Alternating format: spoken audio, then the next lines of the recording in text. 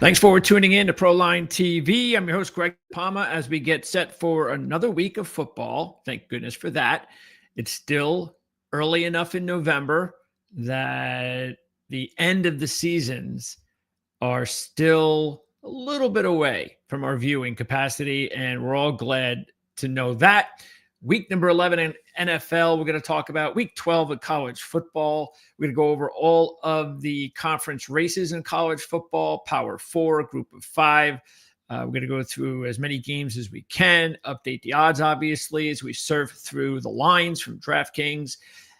We're also going to, of course, take a look at the NFL. We'll also tap in maybe some of the futures at both college and the NFL ranks. So we have a lot to go over as usual here for a Wednesday. Now, normally, well, I shouldn't say normally, but we were trying to shift to Tuesdays, and I'm not sure if that's going to work because we just couldn't fit it in.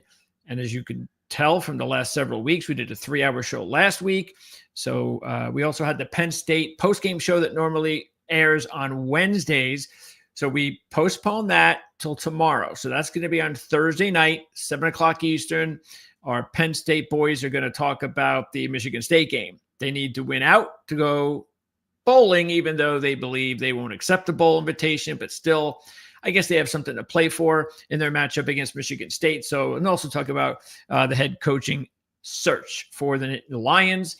And then we'll see about next week. Who knows? Maybe it'll go back to Tuesday, or maybe I'll stay on Wednesdays once again. Either way, don't forget, we're going to be here still every week, doing the best we can to get you ready for the week in NFL and college football. Hopefully you had an opportunity to check out Jim Feist at Dom DeMarco's earlier today. So that is already, of course, available on the channel. So you can check that out. Of course, they went through all the games in the NFL with their cast of characters down at the restaurant in Las Vegas. So you can check that out here on Proline TV. Tomorrow at 1 o'clock, it's the Playbook ATS podcast show. It's Jim Feist, myself, Mark Lawrence, and Andy Isco.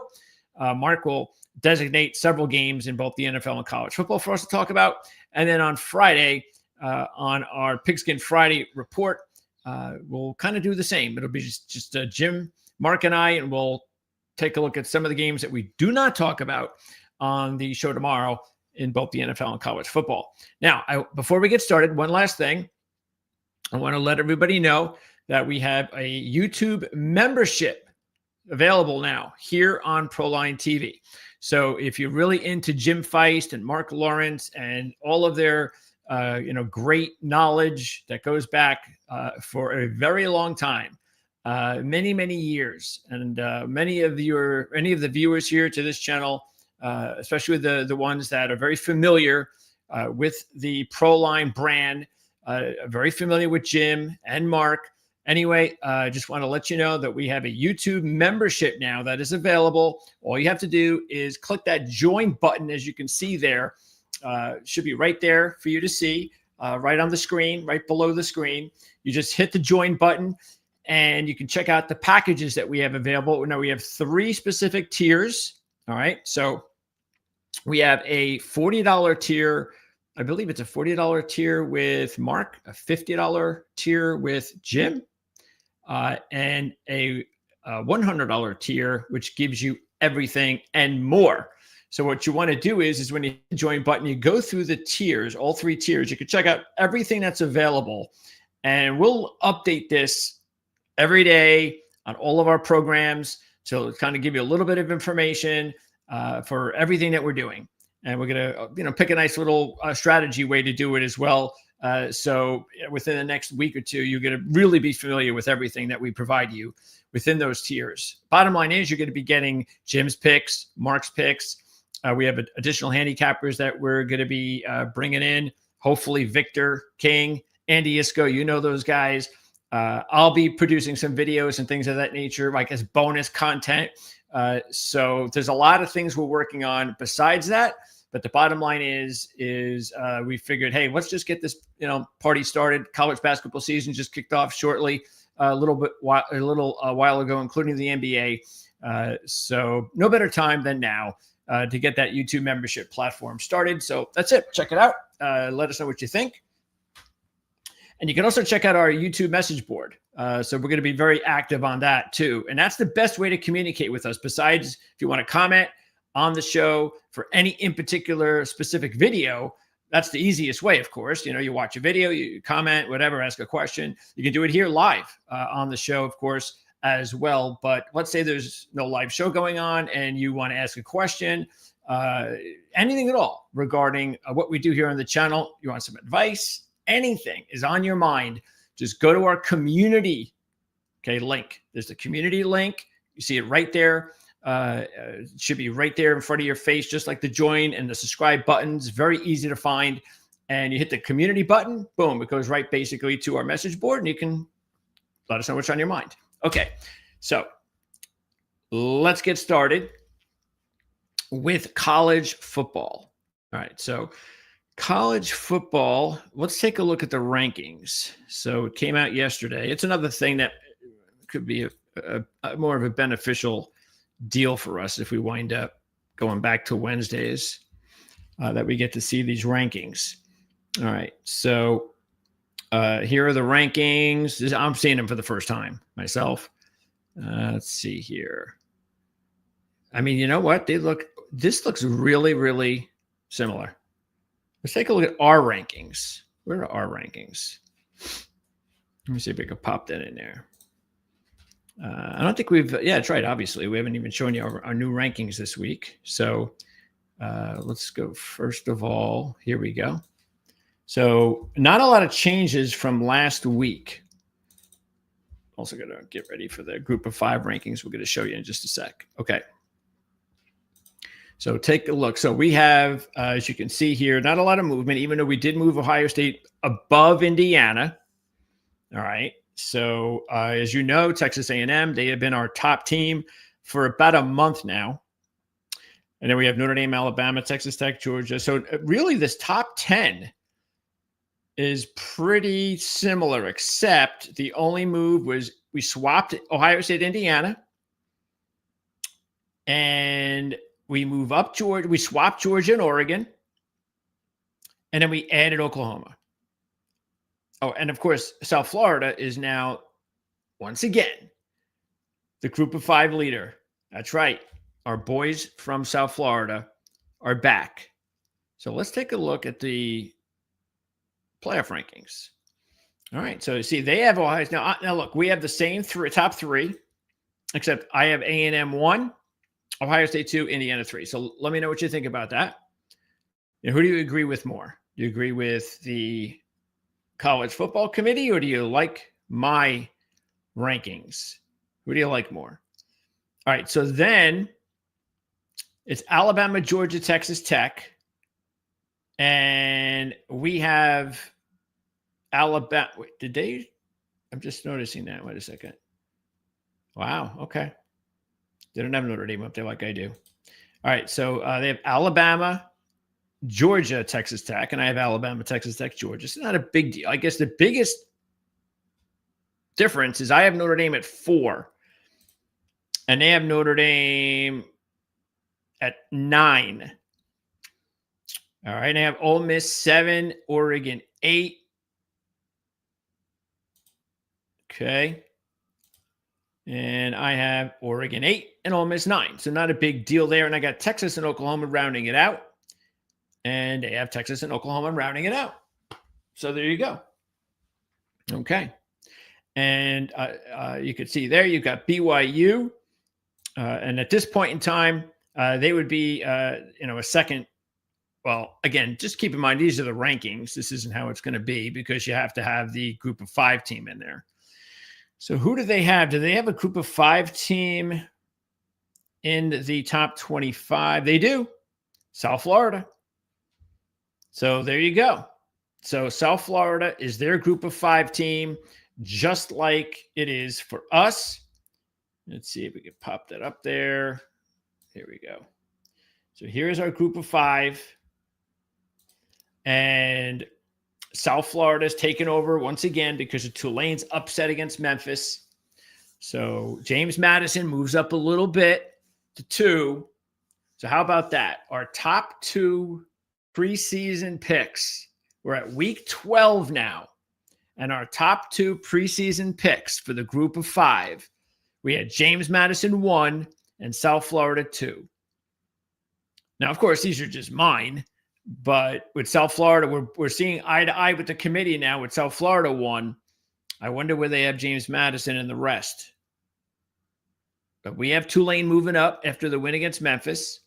Texas moves up a little bit. We'll drop Memphis to 5. They're not out of it.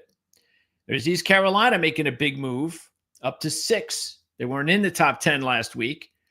So I think this is the first time I put East Carolina in the top 10. It might be short-lived.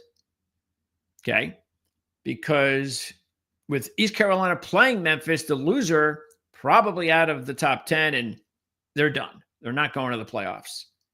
San Diego State drops.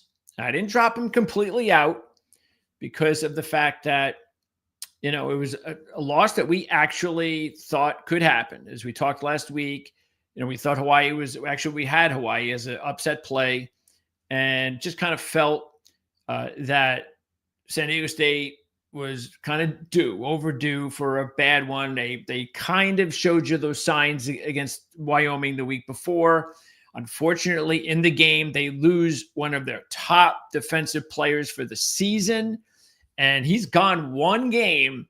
And was it a coincidence? I think mostly because of the way the game was played. It was just a blowout, really. San Diego State mentally just not in it. But I do wonder how big of a deal that could be, because it wasn't just like he was their best player.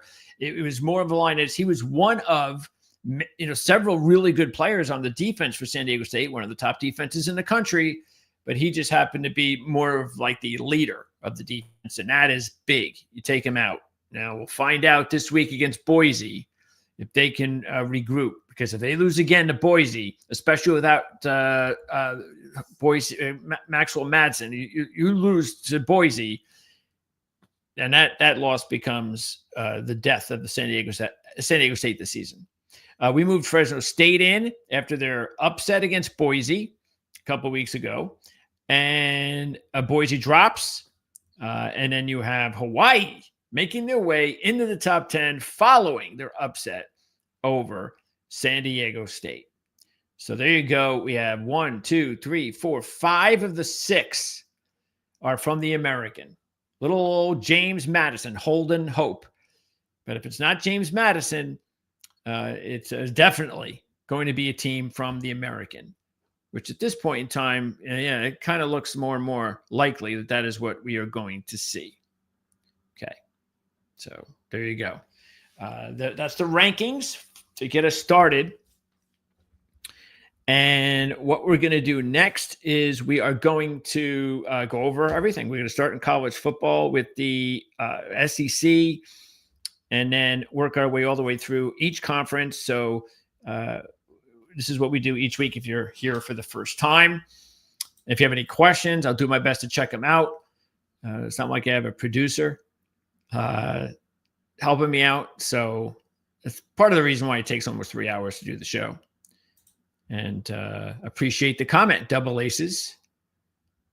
That's the kind of motivation I need for a 2 to 3 hour show all by myself. And I'm not lonesome because I got you guys here. Okay. I tell you what, this is a really great, this is a good way to get started. So last week we had 3 double-digit upset plays. And I think I've said this before, and every several weeks, I think I have to remind everybody a couple things. First of all, on this channel, out of everybody you see on the channel regarding, the partners like Mark and Jim, or our guest handicappers that are, a recurring cast of characters, I guess you could say, I'm the only one that is not a professional handicapper. All right, that's number one. Number two, when I go over things like I say, okay, here are my upset plays, here are my double-digit upset plays. I always make sure that that when I give out, like last week, for instance, I give out 3 double-digit plays and I hit 1. Okay. And if that, and so the whole idea is with a double digit upset play that I do for myself. And that's, I do what I do. And I put together my, let's say I have 4 or 5 single digit upset plays and 3 double digit upset plays. So let's say this is my average every week. Well, this is what I do. This is what I put my money on, and I just let you know what I'm doing. That's it. So my strategy, because that's what it is, it's a strategy with the upsets, is I look at them and I try. So for instance, for the double digit upsets, I try to have at least 3 a week, because it's the best way to give yourself a chance to at least break even. All right. So that's the strategy. So let's say if I have a 4-1, a 5-1, and a 6-1 double digit money line plays for the week. All I have to do, my strategy is, all I have to do is hit one of them, and I'm already making money. It doesn't matter what the other 2 do. I'll make money, even if it's the 4-1. Okay, so if I put $100 on each, I've invested 300. I hit the 4-1. I'm right now already $100 ahead. And hey, if I hit a second one, I'm in great shape. But sometimes I'll do 4 or 5, and I need to hit 2 then.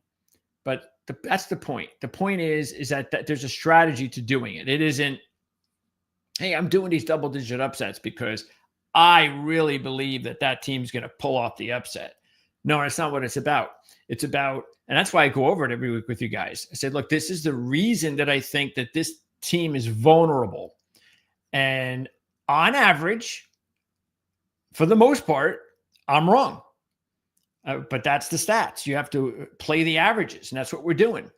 I know I'm going to lose on average, but I don't have to win all of the time and each and every pick. That's not the whole idea.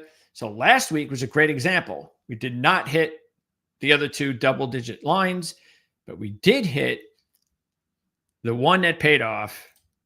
And I can't do video, but let's take a listen to how the announcer ended this was after the game ended, just after the game ended. Let's see what the announcer had to say. Nobody in America thought the Cal Golden Bears had any chance to come into Louisville tonight and pull off the upset. But JKS, Justin Wilcox, and the rest of this Cal team, they had other ideas inside their head, and in the games. Wait a second. That's not true. I thought they could pull off the upset. I did. What's up with the recognition? I'm not getting any here. So, yes, we had Cal. Why did we like Cal last week? What were the reasons? Well, look, we also said that we felt that Louisville could have the best team in the ACC. That I had no problem thinking that if I'm taking a team right now, last week, to win the ACC, I'd be just fine taking Louisville.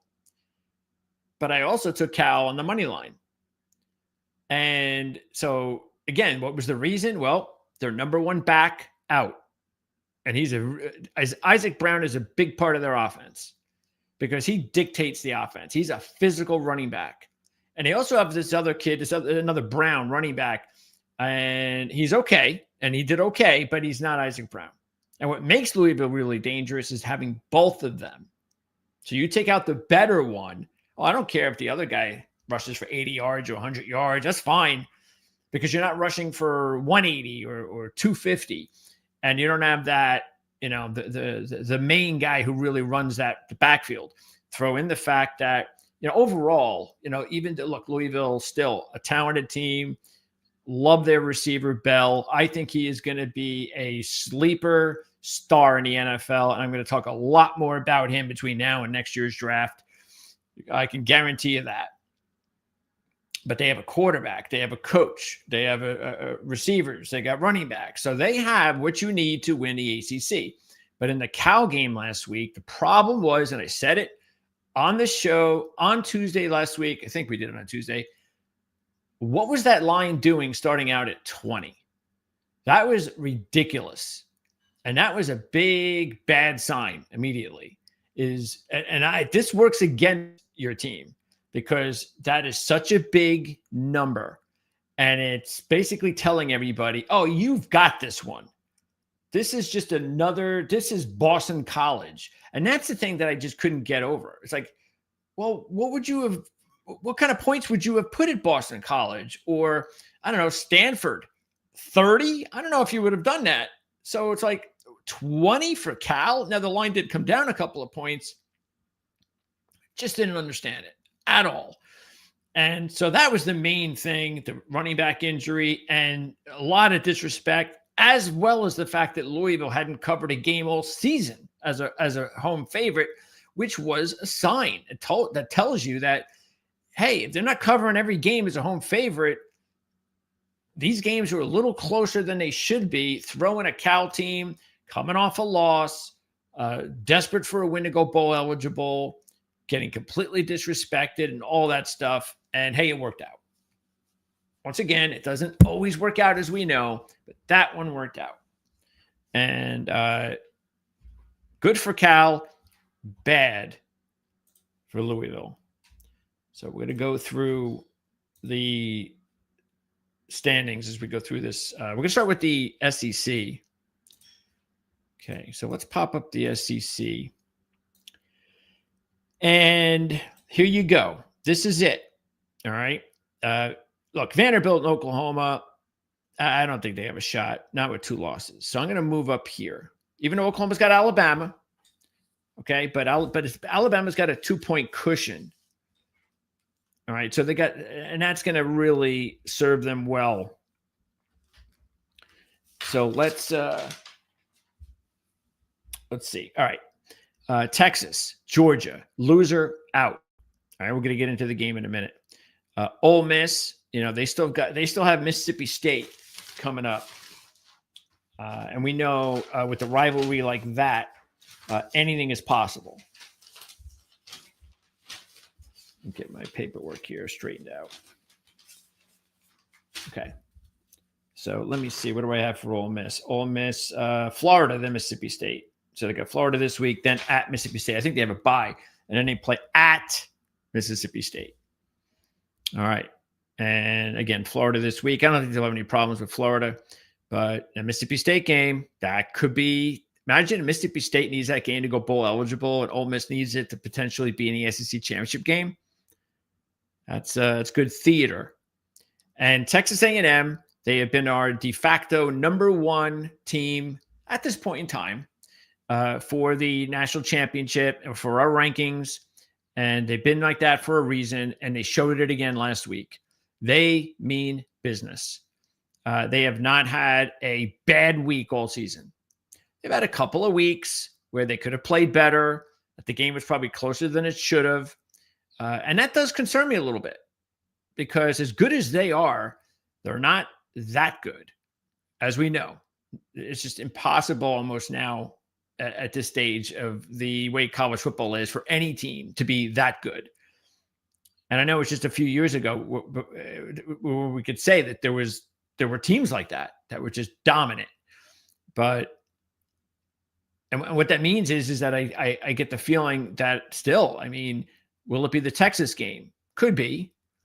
I don't think it's the Texas game if Texas beats Georgia, as weird as that may sound. And what I mean by that is, if it means Texas A&M, Texas winner in, well, there's no doubt in my mind that the Aggies will win that one.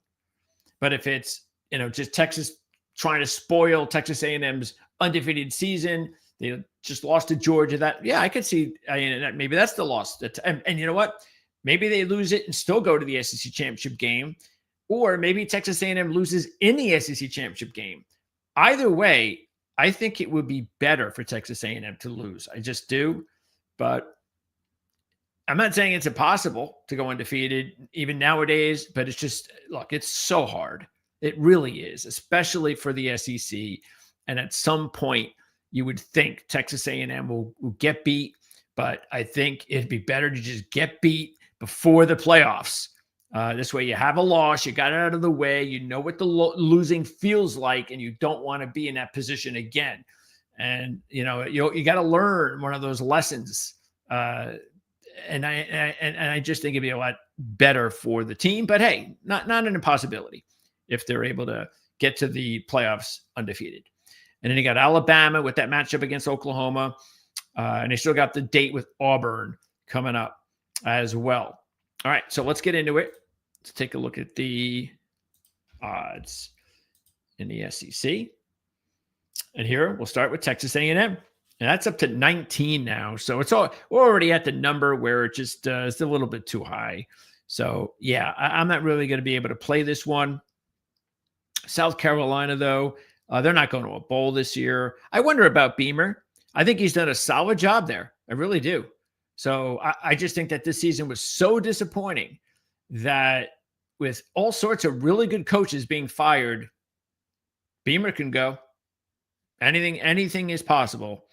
And we'll see about Sellers. Sellers will be back. I don't even know if I think Sellers is eligible. There's no way he can go pro. He needs another year. The problem is, let's say they keep Beamer, I think they're going to have to bring in another coach on offense. Otherwise, why would Sellers return? Why would he want to do that? I would, because he would have to be really disappointed with what took place this season around him. Now, he didn't have a great year himself, but he didn't get a lot of help. He didn't really have a lot of talent around him. And if that's what you're coming back with next year, well, how is he going to develop? Meaning, it's quite possible that Sellers transfers out. And I could see that happening. I think it would be the best thing for him. And especially it'll happen if Beamer loses his job. Or they open the job, they bring someone in, an offensive guy, and Sellers stays. That might even be the way to do it if you're South Carolina. Hey, how can we keep Sellers here for another year? Do we really trust Beamer? Is he really our guy? And look, I hope he is, because like I said, I think he's done a pretty decent job there. He's had one disappointing season, really. So I hope he stays. Okay. So, but anyway, South Carolina's lost 4 straight, and they do have one thing on Texas A&M. They've beaten him 2 out of the last 3 years, and they have covered all of those 3. So that's the one good thing, but it's not good enough. It's just a question of whether or not you want to go ahead with the points. If I'm taking the game, I'm taking A&M, even though South Carolina has not gotten blown out a lot. It's just been, they've been beat double figures and so forth, but I don't even know if they've lost this season by more than 19. I'd have to take a look at that again. So it is a lot of points. A&M probably at some, they don't have to impress anybody. With scoring, we got to add some points there in the no, they don't have to do that. LSU, Arkansas, the two of the teams with new head coaches. So interim coach A versus interim coach B, even though Bobby Petrino definitely has the edge on, Perkins or whatever his name is at LSU. Not very good. We talked about his resume last week. Okay, so LSU's, as you can see, a little bit more than a 5-point favorite. Arkansas. Now, Arkansas has been one of the more disappointing teams, though, because they have actually outgained 4 of the 5 teams that they have played in the SEC, including Texas A&M. Matter of fact, I think that's the only team, Texas A&M might have been the only team that they were outgained by. But that shows you how much talent Arkansas had. But as we said, at the firing of Pittman's earlier this year, if you remember, we said we didn't agree with it. Didn't think it was his fault. Now, if you want to move on, you think it's time to move on, you just want to bring in another coach, you think Pittman, he's done a nice job, but he isn't going to get you where you want to go. I have no problem with all of that. But I think what they were doing was, it was like, well, look, we're going to fire him anyway. So let's see if Petrino can get something out of this team. And if he impresses us, we can hire him. Well, that hasn't happened kind of because of what we talked about at the time, which was it's not Sam Pittman's fault of how this team was losing games. We've talked about the turnovers, and this team just knows how to lose. All right. And I know some of that is coaching, but a lot of it also has to do with the players. And that's why, as you can see, nothing's changed. This team could be 7-2 this season with the talent they have. And if they just had flipped the script and won the close games instead of losing them all. LSU still has a chance for a bowl. I wonder if they'll go bowling too. I wonder, the whole Penn State deal. I wonder how LSU feels about it. They'll get there. They got Western Kentucky next week. So the more than likely they'll win that game. But Arkansas, they're not going anywhere. They've lost 7 straight. But Arkansas is 17-7 in their last 24 as a road dog. Okay, they're just 1-1 in that spot this year. Keep an eye on the quarterback situation because Nussmeier, he got benched late in the game last week. And, everybody kind of talked about, hey, here's a guy that could have been the first pick of the draft heading into the season, and look how bad he's played. And now he's getting benched by backup quarterback, former Mississippi State quarterback, Michael Van Buren. And so there's, who should, talk about, hey, are they going to do that some more? Maybe Nussmeier starts, but look, see, this is the deal. This is how you have to handle your programs now. The problem is I don't think LSU does a very good job in their front office. There's too many different leaders, too many different people who think, that they're the ones who know what's going on. Because if you did have someone leading the program, the best thing to do at this point in time, just like, it's actually it's the same thing the kids do to them. Whenever like the season's over and they decide not to go bowling because they don't want to get injured because they're going to the draft, all-star games, all that, whether you agree with them or not, that's what they do. And so, hey, if I'm running the program now, if Nussmeier, let's just say we get to a bowl, do you think Nussmeier is going to play? Hell no. So, well, why would I play him now then? What do I care? I'd say, hey, are you going to come back or are you leaving? Again, I don't even know if he's out of eligibility, but let's say he is because he's leaving. So, all right, so you're leaving, right? Okay, so, well, why are we playing you? This is the kid that could have a future here. He's a talented quarterback. And let's just, hey, to me, it's sit Nussmeier, play Van Buren. Now, I don't know.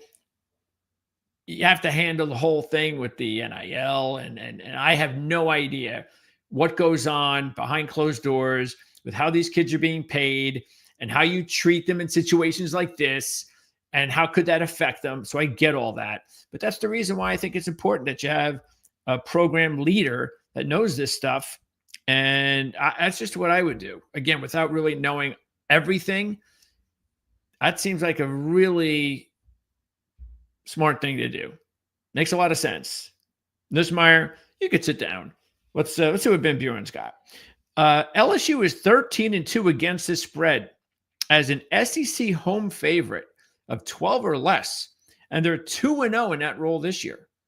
So you've got Arkansas's really good road dog record against LSU's really good SEC home favorite 12 or less record. And that really does cancel themselves out as far as I'm concerned. And I will say this.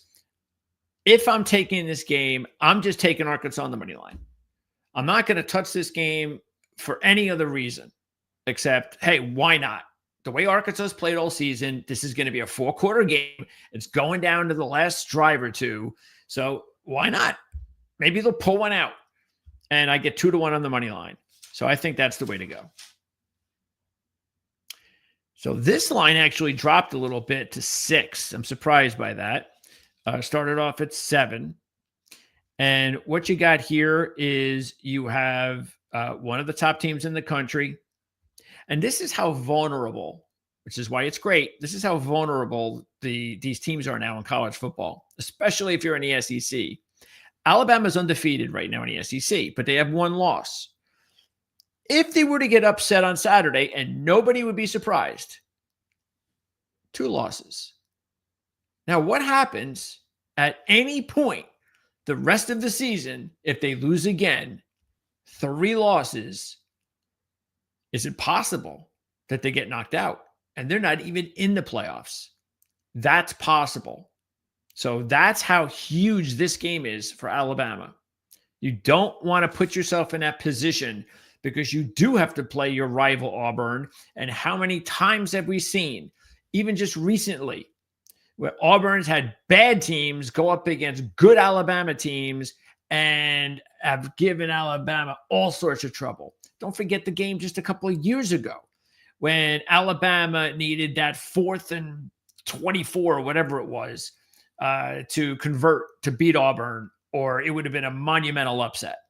So these can happen, especially Auburn being at home. So Alabama needs to just get rid of Oklahoma, but that's not going to be easy. To me, I think it's all about Mateer and whether or not the injury that he sustained to that hand is going to heal at all, and he's going to have the opportunity to look like the old John here. First of all, the question is that even possible that it could happen this season? Secondly, is it possible that it could happen this week? So this is the thing that we're just not going to know until we watch the games each week with Mateer. And I think that's all it's about. If Mateer plays the way he's been playing since the injury, no way.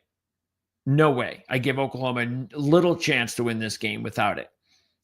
Because check this out. Since the last 4. So since he's returned, he's got a 2 touchdown to 4 interception ratio. That is not John Mateer. Also, this is important. If you want to take Alabama and you're going, 6 points, I'm glad it's come down a little bit. Don't worry about it. And this is why. 2 things. One, as you know, because we've taken Alabama several times this season as a home favorite, and they keep covering at home. It's just the one time that we really didn't like it was the Vanderbilt game. But they're 25-7-1. ATS home favorite since 2020. 5-0 this season. And we've already taken them, 3 times, I think? I know we've taken them every time they've been at home after the Vandy game. And that's why I'm taking them again. Because until I see John Mateer do it, until he looks like the old John Mateer, I'm not going to just blindly have faith that he's going to look like the old John Mateer. So, of course, I'm going to stick with Alabama. And here's another good one. All right. Since last year, Oklahoma has 9 losses, 7 last year, 2 this year. They've only had 1 loss out of those 9 that has been by 7 or less. And you know what the number was? 7. So if that trend holds and Oklahoma loses, well, then Alabama will win by at least 7, and I'm covered. So that means something to me, and so that gives me 2 sides: Alabama's home record and that poor record for Oklahoma when they lose. So that to me also means something. And this is why I'm not a big Venables coach, even though they got 7 wins this year. He's done his best job, no doubt about it. It's also his most talented team. And it's not like he's done, coached the team. And I think the only game that he's coached in which I was impressed was the game last week against Tennessee. And Tennessee's just okay. They're not even as good as they were last year. We know that. So it's a good win. I think the Michigan win earlier this year was also a good win. But as we found out later on, as I'll talk about with the Big Ten a little bit, Michigan really wasn't as good as we thought, or at least I thought. So, yeah. And again, I think that's important because if you lose all of your games by 7 or more, that's telling me that your team doesn't get involved in a lot of close games. And so when you lose, you're not in it. And I'm not saying I want to be a coach that's like 0-8 in one-score games. See, Venable doesn't have to worry about that because since last year, he's only been involved in one game in a loss in that situation. So let me see how many games. Let me see how many games he's won by 7 or less. That matters a little bit too. Not as much as not for the reasons that we're talking about, but okay. So he has a 7-point win against Auburn, and that was a push. And that's it. Oh, excuse me. The 6-point win last week as a dog, though. He was a dog. So 6. Last year, he had a 4-point win, a 6-point win, and that's it. So it's not like he's like 6-1 in one-score games. No. So yeah, it's not a good look as far as I'm concerned. And Oklahoma will be at home in their next 2. So this is their road finale. Alabama's got FCS and then Auburn on the road. Also, Alabama has covered 8 straight versus winning teams following a straight-up upset win. Oklahoma, of course, had the upset win last week against Tennessee. So another reason to like Alabama. There is one thing that sticks out that I'm very unsure about, and that does bother me. And that is the fact that even though Alabama's in a revenge situation, and that could be a good thing, it could also be a bad thing because they lost 24-3 last year as a 14-point road favorite. And what that says is, well, there's a possibility that that's a bad matchup for Alabama. And we know in any sport,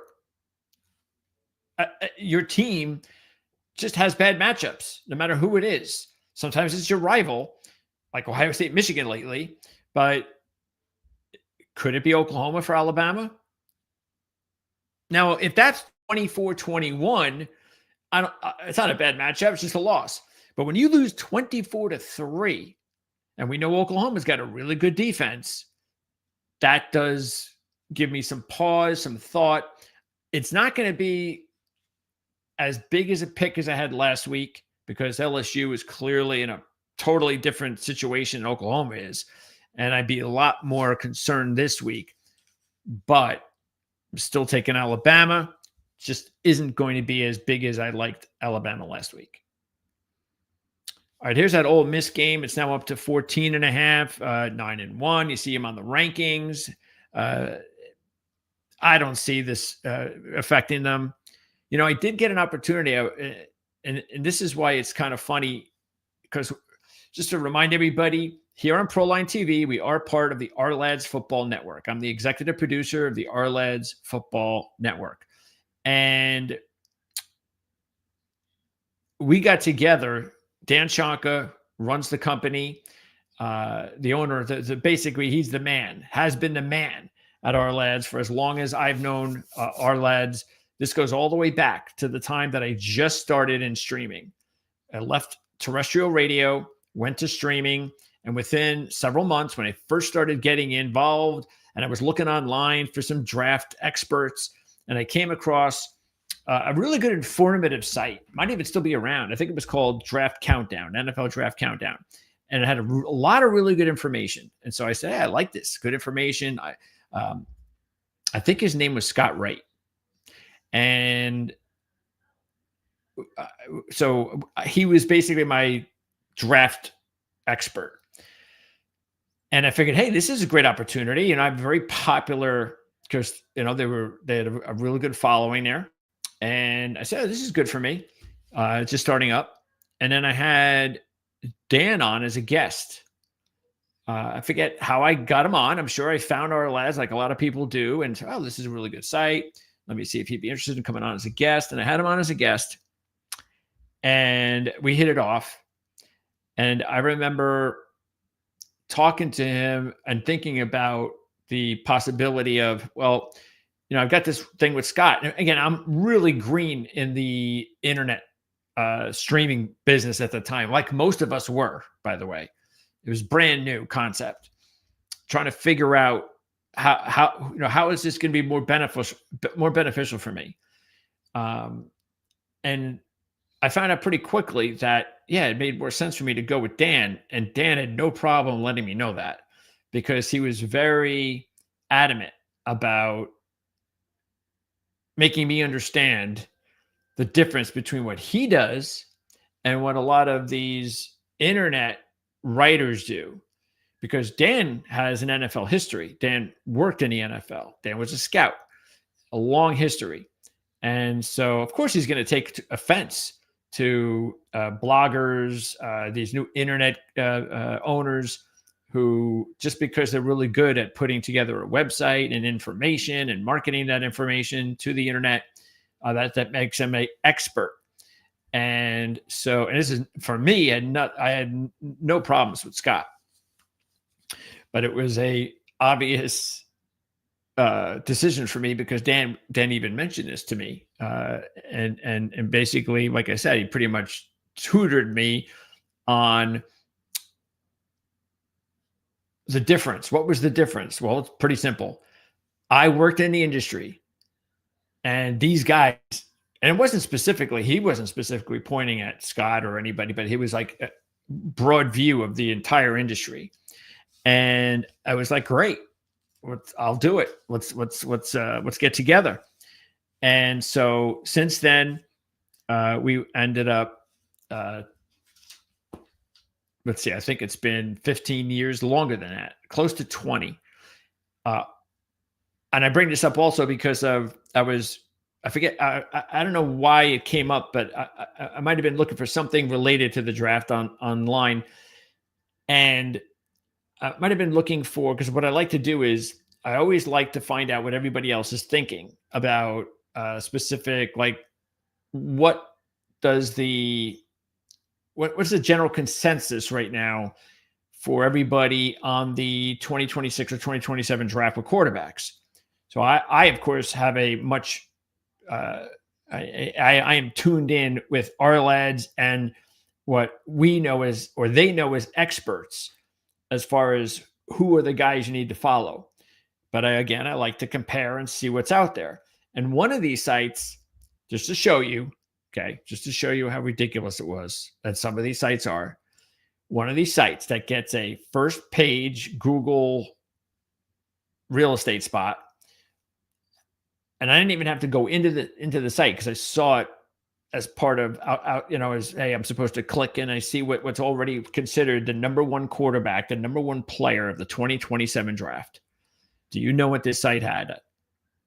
They had DJ Lagway. And it was embarrassing.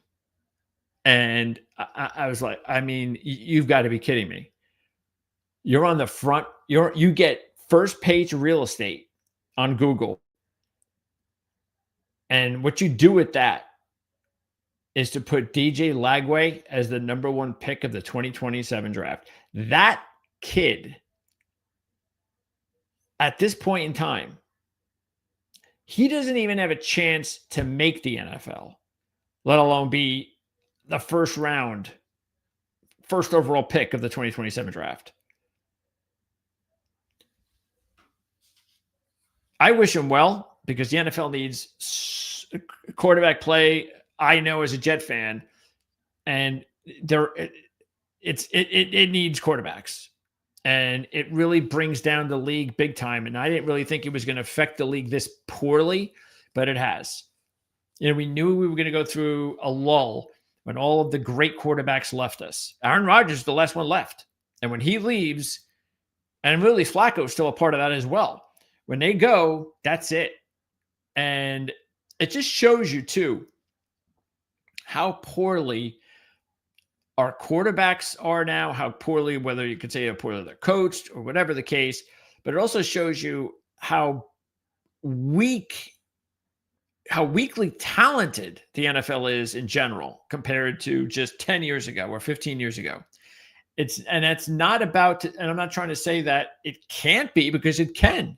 It's not because, oh, well, the players were better when I was in my prime as a fan. Yeah, they were the best. No, it wasn't because of that. Because again, they could still turn it around, and it should be the best now because these kids are more explosive and more athletic than ever before. We should be in the glory days of NFL, and we're not. And everybody knows basically the reasons for that. It's the inability to get physical during the offseason and all of that limited practice time. The combination is the single biggest issue. And then throw in the NFL going, oh, you know what we're going to do is we're going to now extend the season and add another game.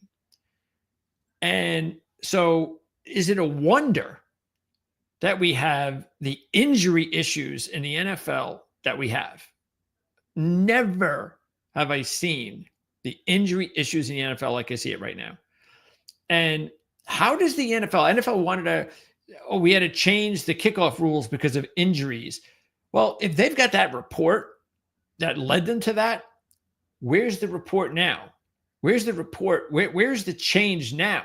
What are you going to do now? Because you do happen to see all the injuries going on in the NFL like it's never been before, right? You get that. So how are you going to change it? You know, they're not going to say anything and they're not going to talk about it because they know they can't change it, even though they can. But they can't because, especially the way the society is nowadays, they're never going to want to go back to it. They're never going to want to say, oh, yeah, we're going to add more practice time. No. Once they've gone down the road of allowing less and less time to practice, they screwed themselves, maybe for good. Now, I don't know whether or not a new commissioner will change all of that because the commissioner is basically the puppet of the owners anyway. Even though I like the owners' side on this because the owners, I don't think they want less practice. This is about the union. And I get why they're doing it. I do. And I'm not saying, oh, screw concussions, just let them play. None of that. It's just about there's got to be a balance. There has to be. Because this product we have in the NFL is just bad. And that leads us back to quarterbacks. And that's the thing really that is bad. And so until we start getting more and more talent at the quarterback position, and throw in everything else that I just talked about, the league's in big trouble. Why do you think the same teams win every year? Why do you think when the smoke clears, oh, it's going to be Baltimore and Buffalo and Kansas City. Oh, the Eagles will be back too. And oh, they got the Rams and Matthew Stafford. I guess he's another one. He's kind of, he's still around. He's like Flacco and Rodgers, and he's still, big surprise that he's still around. And he's one of the very few that's still around, and he's one of the best teams. Is that a surprise? Of course not. Why do you think Joe Flacco and Stafford and even Rodgers at this point of his career, even though Stafford's playing a lot better than Rodgers, but I think if Rodgers was playing for McVay in LA with that team, I think Rodgers might be playing just like Stafford. So I'm not going to say that I think Stafford's better than Rodgers, even though he is a little bit younger. But the fact is, they're all playing reasonably well at this stage of their careers, at their ages, because they come from that era. They come from when times were tougher. So now that things have eased up and they have all this experience and all this knowledge, and they still have the ability athletically to play, it's like they've seen everything. And that's why it's a lot easier for them to go out there and perform this way. This is why Matthew Stafford and the Rams have got to be a very, very good bet to be one of the teams left standing. Because again, if we're talking about Kansas City and Baltimore and Buffalo and Philly won last year, and they'll probably be there again. The Rams can definitely be, but look, they just won a Super Bowl a couple of years ago too. So it's not like they're a new kid on the block. But again, it just shows you that there's just, and I know I'm getting into this NFL thing, but getting back to the comic relief of putting DJ Lagway as the number 1 pick of the draft. Yeah. And this is what started it, talking about Florida. That kid, look, same thing we talked about with Sellers. And Sellers a lot better than Lagway. But if Lagway wants to become a good quarterback and he wants to have a chance to go to the NFL and prosper, well, he's gonna really, I mean, it'll be interesting to see what happens there, because who comes to Florida? So it's a good opportunity. I still think Penn State's the best opportunity. The LSU, Penn State right up there, 1-2 probably is job opportunities right now. Florida, I'd probably put them 3 at this point, no higher than 3. But it's early. Again, there still could be other job opportunities available. And even with Auburn, to tell you the truth, I think Auburn is just I think Auburn's every bit as good an opportunity as Florida. I think Florida is better only because of the region it's in and the state it's in and the fertility of the talent in Florida. Much easier chance to, because Auburn is competing directly with Alabama. And then they also got to compete with Georgia, not too far off. But Florida, state of Florida. And even though, yes, you got Florida State and Miami, that's okay, because that state is so big and there's so much talent there that if you recruit well in that state, like really well, there's no question that you are going to have a top 5, top 10 team every year. And that's the reason why look, you also have to consider that anytime Florida has been any good, they've had a very good coach. So this is not like, these other great programs, that like even I could say with Michigan.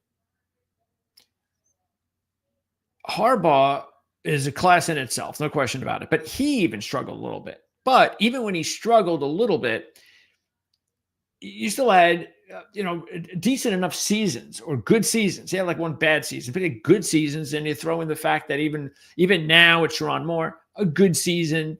But Florida to have these bad seasons, I mean, that just doesn't even make any sense. You shouldn't have bad seasons at Florida. But again, what you see a university and a program that it's like hit or miss. It's like if they don't get a Spurrier or an Urban Meyer type, then they could be they could have non-bowl type seasons. And at Florida, that is just, there's no excuse for that. None at all. And this is why I question how things are done there. That's why I don't think, now look, keep this in mind. This is just a football team. All right, because they have a good amount of success at other levels of athletics at the University of Florida. So I'm just talking about the football team. So maybe that's what it is. Maybe for whatever reason, they just don't understand what they need to do to have the best possible coach running that program.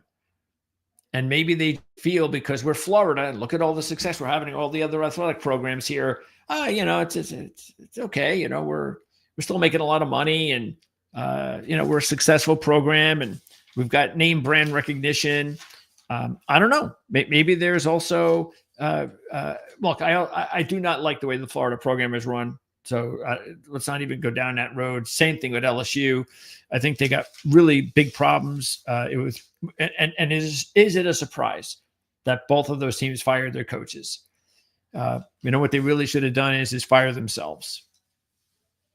But both of those programs could be in the national championship game next year, even Florida, if they hire the right head coach. Because that's how quick you can change things now in college football. Very quickly. All right, so as far as this game, Ole Miss 5-1 ATS is a home favorite this year, 3-0 versus the SEC. They have not beaten Florida since the 2002 season at home. So it's a long time coming. I'm sure they want to check that off the list. They did lose last year to Florida. They lost by 7 as a 13-point road favorite. So you got some revenge. We want to beat this team at home. So I think you've got enough motivation there at Ole Miss. And look, Florida 1-3 straight up, ATS last 4, 0-4 ITS last 4, 0-3 straight up and against the spread as true road dogs this year by an 80-34 margin. The Georgia game does not count. So, and Kentucky was part of that. We liked Kentucky last week because we felt, remember we talked about them giving, they had that week off and they gave it their all against Georgia. And this was their last chance to salvage the season. And as soon as they lost that game, especially the way that they lost it, it was just the same thing that's happened all season. And their motivation just completely went away. And they don't have a head coach to look up to. They know there's no leader there, somebody to really look up to. And then you get to that point where everybody starts thinking about where am I going to be next year? Now, Florida State handled it well after the upset at Stanford, and they came back and they did beat Wake Forest. What will Florida do? Okay, now Florida's got to win these next 3 games for bowl eligibility. That ain't happening. But you could say, well, they still have hope. There's a reason to play, and that is true. But Ole Miss is clearly the better team. Look, if Florida was playing well, this line would be about 7, half of it. So you do have to take that into consideration that maybe the line is a little big only because of the way Florida played in one game last week, for the most part. And I get that, but there's no way am I putting money on Florida. I'll tell you that right now. If I'm taking this game, I'm taking Ole Miss. I would side with Ole Miss, no question, but it's not a big one. Now, here is a big one. And I get the feeling that we're going to talk more about this game in the next couple of days, one way or another, either on our show Thursday or Friday with the boys. But Georgia is also a 6-point home favorite, just like Alabama. Texas, if you could look at it one way and say, well, they're starting to play their best football now. Yeah, that could be possible. I mean, they put a nice run together. But you could also look at it and say, yeah, but again, who have they beat? They had to go to overtime and come back down 3 scores to beat Mississippi State. They went to overtime with Kentucky. They did beat Vanderbilt. Okay, that's actually probably their best win of the season. But is that a good thing? As great a season as Vanderbilt has, is that really a good thing? I mean, yeah, they lost Ohio State the first game of the season, which was a good loss. But I think we all remember that game, and that really wasn't a good loss. That was an ugly loss. Really for both teams. It was an ugly win for Ohio State. And their other big win was the Oklahoma win, and they won that game. A lot of it, of course, had to do with Mateer being less than ideal health-wise. They also lost to Florida. Texas did. All right, don't forget that. This is the first time Texas has been a dog since the week 1 loss at Ohio State. Arch is playing better. He's thrown for 674 yards in his last 2 games with a 6-to-1 TD interception ratio. So that's good. So look, and I mentioned this before the Vanderbilt game. Remember when I said that I was concerned on the Vanderbilt side with the Texas matchup because how Texas did respond to win those games. And that means something. So even when your team look, Texas is not winning a national championship this year.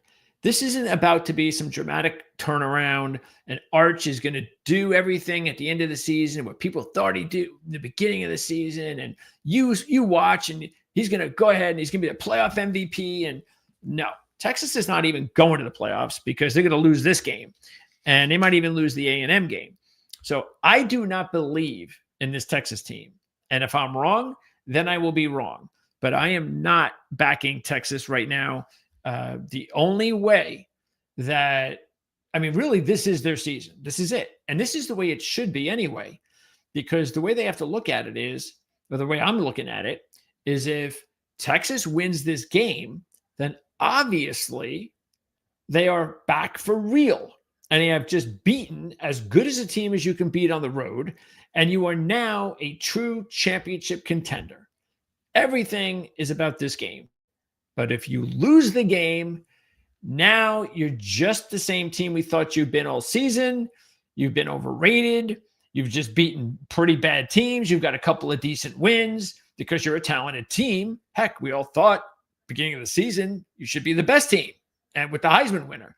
So we knew the talent was there, but I'm looking at a 4-loss team here, and it could even be a 5-loss team if they go to a bowl and lose. But that's what I'm seeing.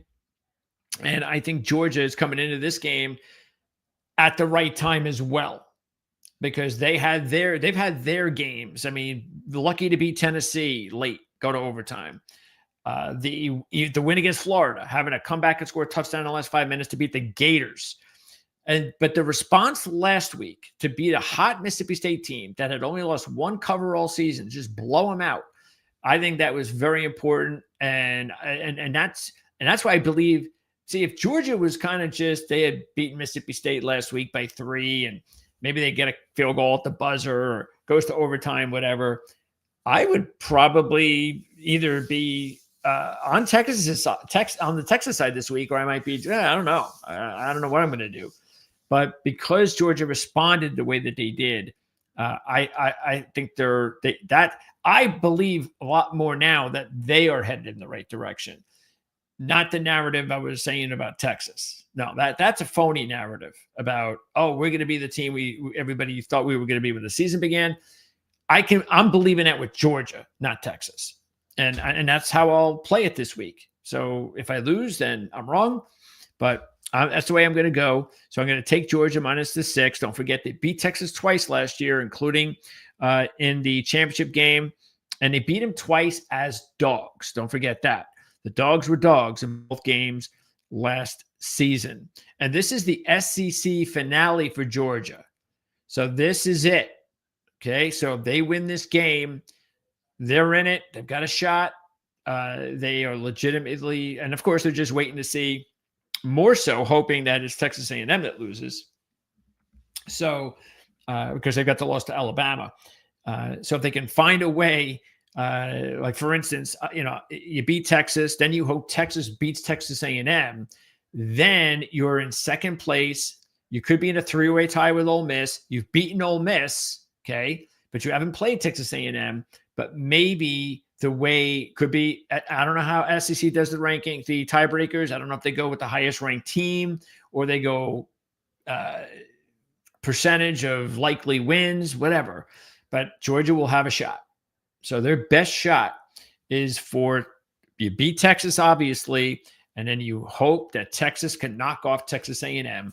And if that happens, and that could very well happen, you could see Texas A&M be basically first place all year, lose the last game of the season to Texas, their rival Texas, and end up out of the SEC championship game, but in the playoffs. So, and again, I think it could be the best thing for Texas A&M. I don't even think, right nowadays, nobody even really cares about these championship games much, unless it's a really nice rivalry matchup or whatever, or if you haven't been there in a while and okay, it's great to win a championship, but really, everybody wants to win a playoff championship now. So, So in that respect, it might even be the best thing. You have an extra week off. You can rest everybody. And like I said, you check the list off of a loss. And so that could happen. And then maybe you see a rematch, Georgia-Alabama championship game. Okay. Next. So speaking of Mississippi State, this is a game where I can say, even though I thought Mississippi State was going to continue playing well last week and that they were a legitimate upset possibility, and it didn't happen, and they played as bad as a game as they played all season. But now, even though you're on the road, you should be in a better situation because you're playing Missouri, not Georgia, and you're playing Missouri with their true freshman quarterback who did not play well. That was the big surprise last week, that Zollers was as bad as he was. Not only was he just 7 of 22 for 77 yards, but his average completion was 3.5 yards. That is bad. That is not going to get it done against top teams like Texas A&M. Now, Mississippi State, it could work. If Ahmad Hardy has a big day and rushes for 250, yes, it could happen. But look, bottom line is now Mississippi State, look, if you're a bowl team, you're a halfway decent team, and I think Mississippi State is. They're a halfway decent team. They've had a nice little season. This is the type of situation that they could take advantage of because Missouri is now out of it. That's it. No SEC championship for them. It's over. They were already bowl eligible too. So what does this game mean for them? Pecking order for a bowl, home finale, senior day, stuff like that. That's it. And you're playing Mississippi State. So that's why I think Mississippi State this week is a decent play. On the money line, 2-1, as you can see, a little over 2-1. They're the team that they need this game. Missouri does not need the game. The game, like I just said, has nothing to do with anything with Missouri. Okay. You might say, well, yeah, but they can still go to the playoffs. No, they're not going to the playoffs. Okay. The only teams that are going to playoffs with 3 losses, if you're going to go with 3 losses, is you have to be one of these big time teams with these big time losses, games where we lost by 3 here and 2 there. And, and we're whatever. Let's just say, hey, we're Alabama. And that didn't even work out for Alabama last year, remember? So, yeah. So Missouri's not going anywhere. They're not going to the playoffs. So they're not playing for anything compared to Mississippi State, which you should keep. This is important, okay? Keep in mind that Blake Shapen, in the game last week, I think it was in the second half, he injured his head. So you know what that means. So you got to find out whether Camario Taylor is going to play the game. Now, just like Zollers, he's a true freshman. Last week, when he played against Georgia, 6 of 10, 87 yards, and 8.7 average, which isn't bad. Also added 53 rushing yards and 3 touchdowns rushing. So it was a really good game for the true freshman in more time that Zollers had to replace Prabula in his situation. But then what happened the next week when he had all the practice time and he knew he was going to play? Well, he didn't have a good game. And that's what happens when you're a freshman. Now, Missouri, well, they're going to get ready for this freshman. Georgia wasn't preparing for him at all. So you do have to keep that in mind. Mississippi State, if you're thinking, road, whatever, well, they upset Arkansas and they lost by 2 at Florida in the last 2 road games. So I wouldn't worry about that. But definitely, I feel a lot better if Blake Shapen is the quarterback, no doubt. I tell you, I might not even take Mississippi State if Shapen's not playing, but I might. This would be one of those perfect examples of. I probably think Missouri is going to win the game if the true freshman's playing. But I do like the scenario I talked about where you never know. Maybe the freshman comes out there and plays a good game because Missouri is not invested in the game. Sort of like the way, Texas A&M was invested in the game when they defended Zollers. So that's unfair to Zollers in that situation. And that's it for the SEC. All right. So there you go. SEC talk. Let's talk about the Big Ten. Let's take a look at the Big Ten standings first. Okay. And here we go. All right. So Indiana gets the big comeback win against Penn State. Ohio State, pretty obvious. We've kind of felt this was going to be the case the last few weeks, and Indiana almost let that get away last week. But it's still looking now like it's in, because look, Indiana, they got through the one game that I guess could have been there, and it happened. It almost happened, the upset, but they're not losing to Wisconsin or Purdue. Okay. But what that game did say to me, though, was that Indiana is not ready. They're not ready to win a national championship. I think what they're ready to do is take the next stage, meaning last year we got to the playoffs, quick exit. This year, maybe you win a playoff round or 2. That's it. I don't look at Indiana as a championship team. I don't think they have it in them. I just don't, because they're going to have to beat, what was it? They may have to beat 4 really good teams in a row, or 3 out of 4, whatever. They have to win some. It's too much for a team that has the most embarrassing schedule the last 2 seasons for a playoff team. And keep this in mind, until the 2030 season, Indiana's schedule, unless they add a team right now, and I don't know if that'll happen. It probably won't. Their out of conference schedule is the same type of schedule you've seen last year and this year. Nothing There's no marquee game. Not until 2030 when they take on Notre Dame. That's it. So Indiana is going to go into the next 4 seasons, 3 seasons, whatever, playing the same cupcake non-conference schedule that they played. And I just hope at some point it bites them in the butt, because that's not right. You got to play somebody. Now, maybe the Big Ten can find a way to give them a really tough conference schedule. Maybe have them play 5 of the top teams that next year. So now I don't know. They can't. I don't think they could rig it that way. Even though I wouldn't hold it past anything going on in the NCAA. But that's what I'd like to see. Okay, so then you have USC Oregon next week. Monster game. USC's got to get past Iowa first, but this is it. These are the only teams that have a shot, and you have to put all these teams in there, because even though Indiana will not lose, Ohio State still has Michigan. And since Michigan beat them last year, that'll be a situation that we'll be able to talk about for years with that rivalry. We'll be able to say, we'll always be able to reference the 2024 game and say, if either school is having a down year, we'll always be able to reference that and going, remember the 24 game, as bad as Michigan was that year, because that's about as bad as Michigan can basically be as a program.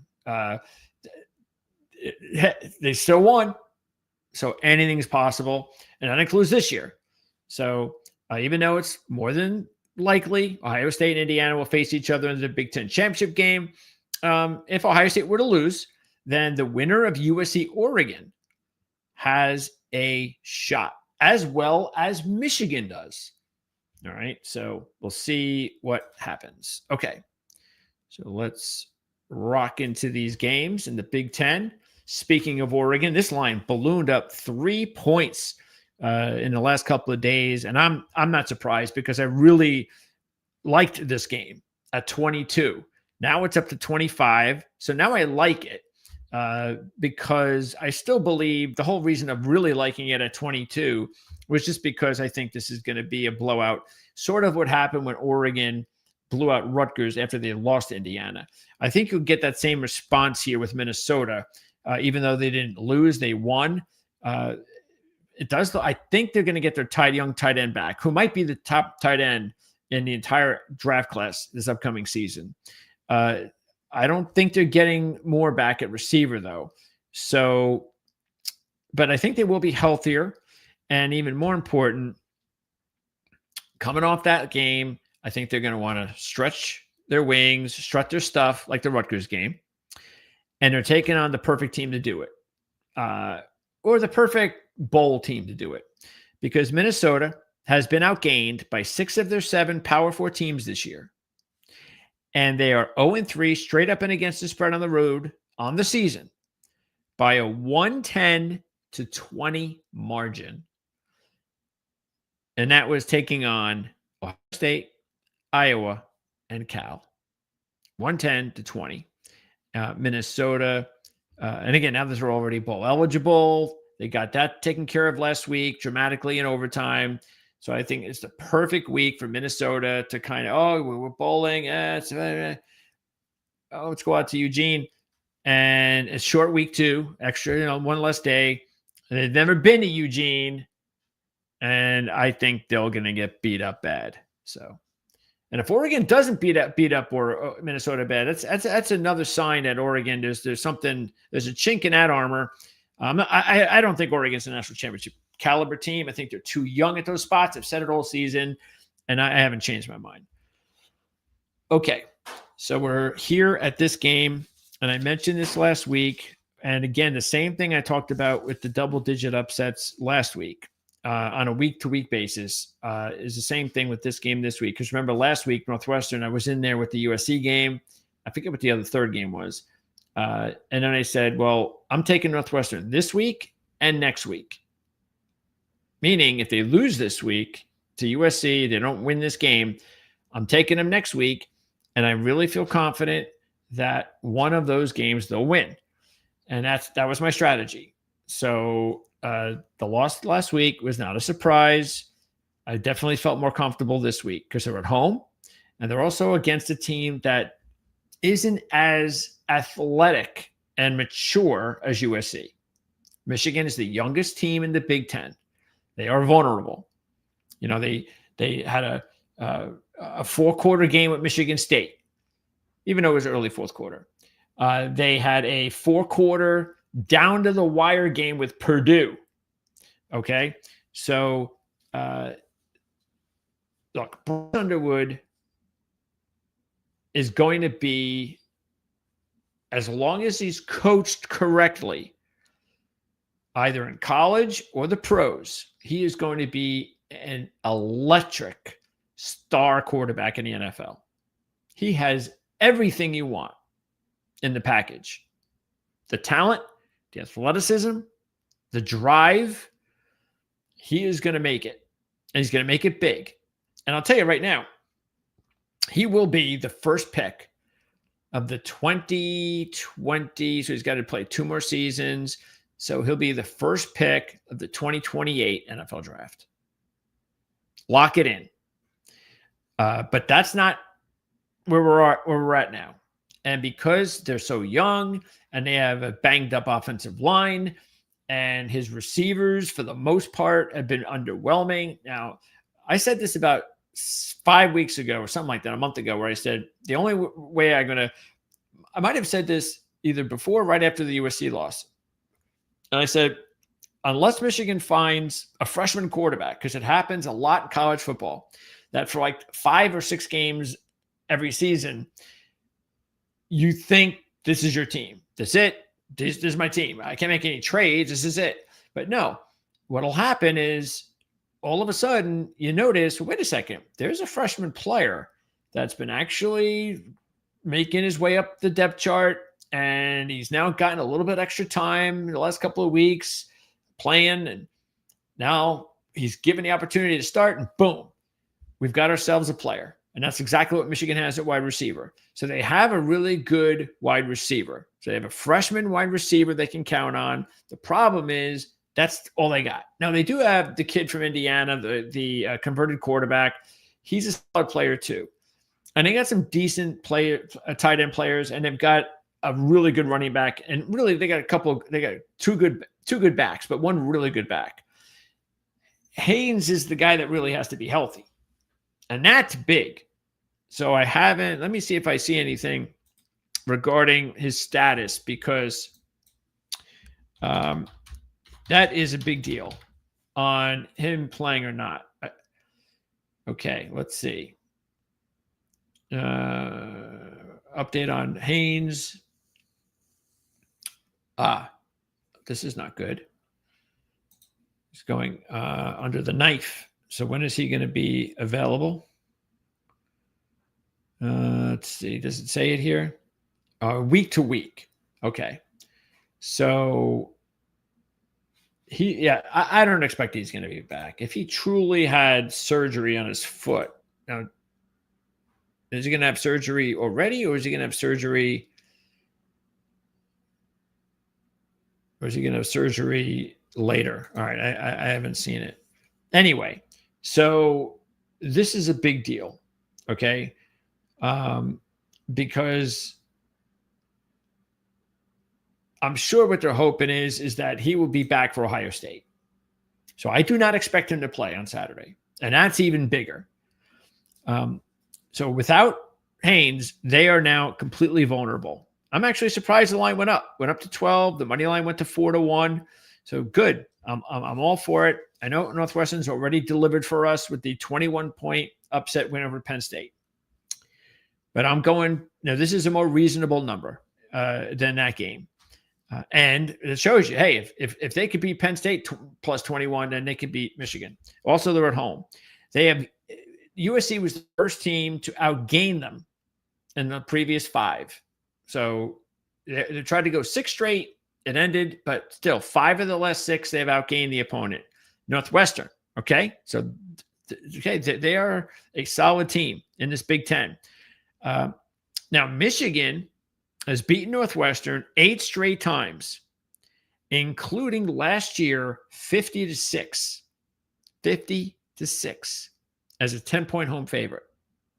So I'm thinking Northwestern might remember that. They need a bowl for eligibility, which they'll get anyway because they're going to host Minnesota next week. So if they lose this game, they'll beat Minnesota. They'll be in the bowl. But I'm definitely taking Northwestern here. I think you should do that as well. Oh, and I see the line is now dropped already from 400 to 370 on the money line. So I like it either way. This line is going to be too big. What an embarrassing loss for Washington last week against Wisconsin. Shame on Jed Fish. Shame on him. Okay. And shame on Wisconsin for giving Fickell the opportunity to come back and coach. Shame on him. Shame on them. Because he's the one that changed the team. He's the one. This has nothing to do with NIL. This has to do with him coming in there going, oh, I can change the way things are done here. Even though Wisconsin has been forever a run-first team. We play power football. We run the ball. We have a 2,000-yard back every year. And we play really good defense. And that's our style. That's what we do. And that's how we're successful. Well, Fickell comes in and he's like, well, that's not good enough. I don't want to just be successful. I guess I want to do something different. I want to come up with I'm going to catch up with everybody else. I want to try to get Wisconsin to the 2025 college football. We got to start throwing the football around here. And I got to bring in, a overhyped up, pass happy offensive guru to come in here and spread it out and run things the way it should be run.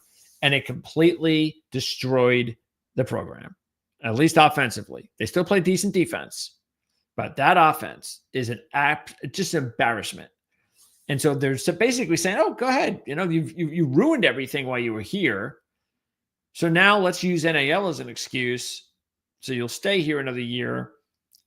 I'm going to be interested to find out, since he's coming back, what he does next year. Is he going to be smart enough to say and keep the ego in check and say, we're going back to the basics. We're going back to the success here. What made this university successful? Because that's the way Wisconsin is going to win anyway. You are not going to win these battles with Ohio State, Michigan, Penn State, Oregon, USC. You get it. You're not winning those battles with NIL. You're not doing it. So even if you bring in extra money, sure, you'll be able to add some other players here, but you have got to still recruit like they did in the old days. It's got to be, we got to get big offensive linemen, and we've got to run the football and play really good defense and special teams, sort of like Iowa. That's what they got to do. So we'll see. Good luck, Wisconsin fans. All right, Iowa, USC. And this will be a tough one for USC, but Iowa, you do have to wonder about their state of mind after the loss last week, because that was a killer.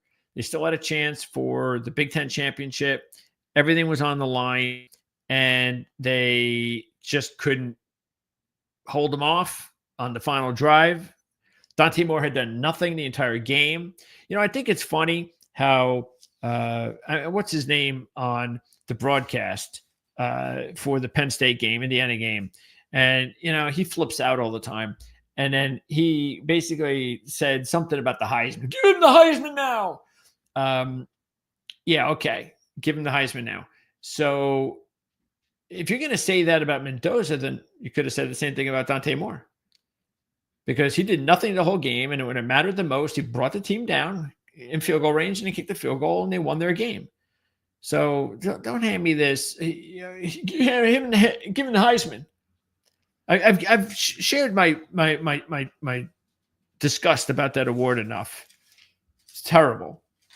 That award, it's just another bad example, another good example of how bad the college football has become.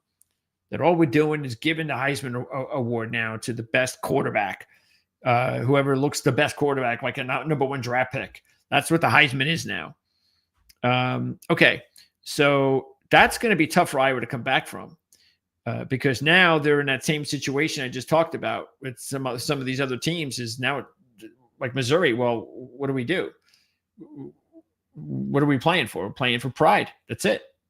And they're on the road too. So Missouri is at least home finale. Iowa, they're on the road, and they're in California.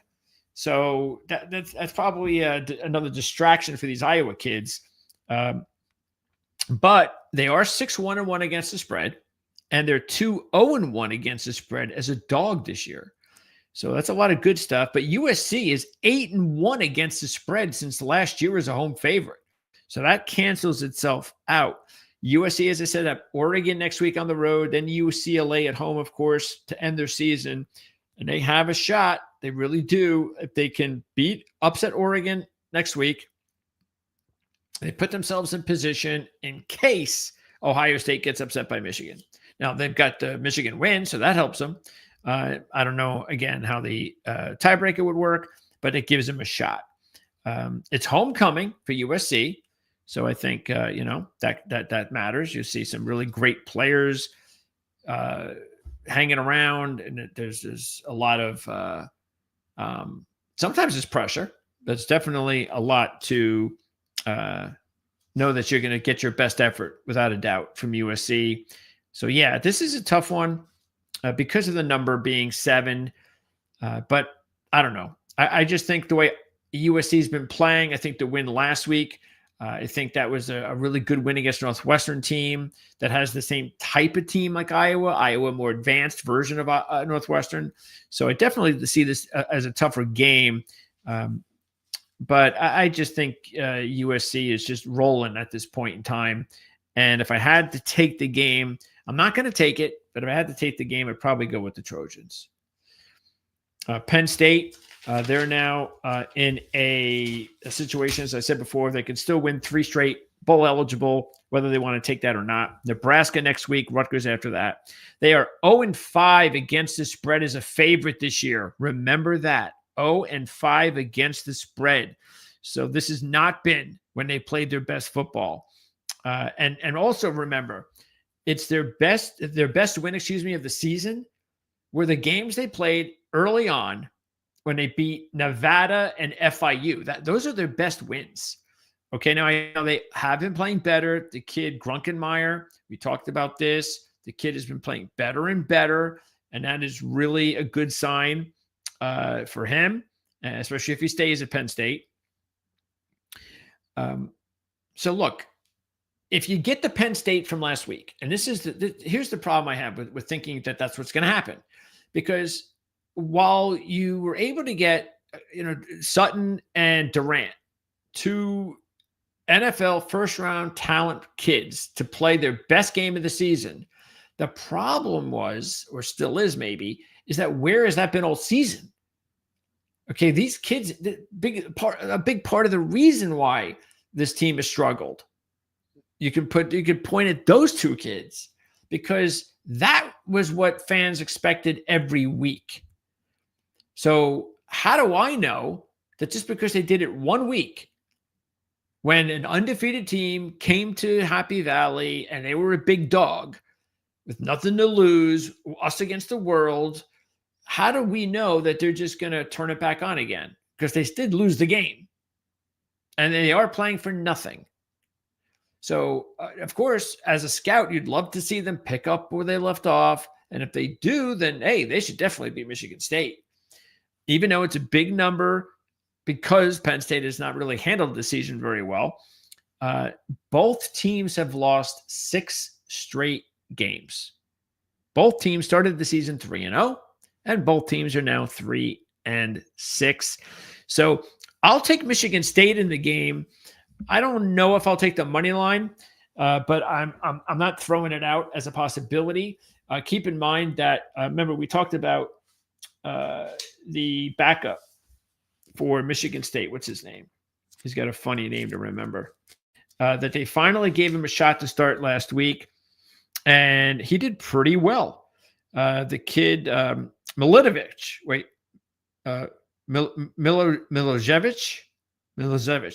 Alicio Milicevic. Anyway, he had a good game. and they were tied by Minnesota late, went to overtime and lost. They really looked like they were going to beat Minnesota last week with this kid starting. So now he's at home. Michigan State, look, they have an actual chance to go bowling, because if they can pull off this upset, their last game of the season is against Maryland, so we know they can beat Maryland. And then they would have to pull off one big upset, and that's at Iowa. But if they can win this game and have 2 good games in a row with the young quarterback, then anything's possible, because we know Iowa doesn't blow anybody out anyway. So it'd probably be a 4-quarter game. So anyway, I think Michigan State is not a bad play. I just don't trust Penn State. Let's see. Smarty says lousy weather last week in Iowa. Neither team could throw the ball. Well, Iowa can't throw the ball anyway. And again, don't forget, Oregon had their 2 best receivers out, tight end and receiver. Okay, Maryland and Illinois. So this is a 15-point game, up from 14. And I still think I'll take Illinois. They have been very good at home. They have outgained all 5 of their opponents at home, including Ohio State. Don't forget that. Maryland, meanwhile, has been outgained in the last 5 they've played. They started out, they're just like Michigan State, Penn State. They started out 4-0. They are now 4-5. And Illinois, even though they're not playing for anything, because they're not, but I still think they're in a much better position. Maryland's playing for a bowl, and they need this one, because they got Michigan and Michigan State. So Michigan State is, again, as I said before, that's a winnable game, but they're going to have to pull off a big upset against Illinois or Michigan to get it done. That's not going to happen more than likely. Yeah, I don't know about their coaching situation. I honestly think that they should move on. I think they really need to, if they want, depends on what they want to do there at Maryland. And I don't know what kind of aspirations the university has of being anything big time with football. So they probably won't. They'll probably stay status quo. Okay. And then Washington, the embarrassing Washington Huskies, who could not beat a depleted offensive team. You know how bad it was? You know how absolutely embarrassing it was for Washington. Wisconsin had a bunch of injuries on offense and some on defense, and they were already a bad team. Their quarterbacks, they played 4 quarterbacks last week. 4. And they went a combined 6 of 18 for 48 yards with a 2.7 yards completion average. And Washington lost to that team last week. Not win and not cover, which would have been embarrassing already. They lost to that team. That Washington team can't beat anybody on the road except Maryland. Even remember, they were down big in that game and had to come back to win that game. So this is a big spread. Look, I don't know how Washington is going to respond. Maybe this is an upset possibility, because Purdue season's been over for a long time. You know, they just played a gutsy game a couple of weeks ago against Michigan. Got blown out last week by Ohio State. But how about this? Purdue is 14-1-1 against the spread in a Big Ten road game as a dog of 6 or more when they come off a loss by double digits. So that's pretty big, 14-1-1. Washington will go to UCLA and then end their season at home against Oregon. And they could end up as playing spoilers if Oregon needs that game. So that could be a good one. But I'm serious. I might actually take this game, because even though I expect Washington to play like they've played all season, they don't play good on the road, and they play like they're one of the best teams in the Big Ten at home. So I can see that being the case. But look, it's not their home finale. There's nothing else. The loss last week, I said, is so embarrassing. Their season's over. There's nothing to play for kind of role they're in now. And so why not have Purdue come in there and shock them? So I don't think it's going to happen, but strategy wise, maybe I'll throw Purdue in there at 6-1. All right, UCLA and Ohio State. That's it. By the way, Ohio State's 3-0-1 at home this year against the spread. UCLA's got to win their next 3 for bowl eligibility, but that's not happening. They'll host Washington next week and at USC. Even if they win those games, it's not happening because they're not beating Ohio State. Okay, let's go to the ACC. And let's pop up the standings. No, I don't want that. I want that. Okay. So, all of these teams are in it. That's a lot of teams. 7 teams are in it. Anything can happen. Anything's possible. But hey, if you've got those 2 losses like Louisville and Miami, you're on life support, especially Miami because you've also lost to Louisville. If you're Miami, you did not want to see Louisville lose. You wanted to see you want to see other teams lose, not Louisville. So Miami is not in good position because they've also lost to SMU, of course. All right. So anyway. So you've got 5 teams with 1 loss, but you do have Duke and Virginia playing this week. All right. You've got Pitt and Virginia and Georgia Tech playing next week. All right. So these teams are going to take care of business against each other. And do I have? No, I don't have that. Okay. All right. So, yeah, who's SMU playing? SMU is playing after the bye. They host Louisville. So Louisville, I think, will beat SMU there. And then at Cal. Yeah, I don't care that SMU found a way to beat Miami. I still don't believe in SMU. They're very lucky to win that game. They're not going to the championship game. Okay, so there you go. If I had to bet right now, who would make it? I am still taking Georgia Tech, and I'm going to say it's going to be Georgia Tech and Virginia, the 2 teams you see there at the top. Those are the teams I'm taking for the championship game. All right, so that's my prediction. Let's see if that happens. Let's take a look at the lines. Starting with the Friday night game, Louisville, just a 2-point favorite against Clemson. First dog roll for Clemson this season. It's their ACC finale.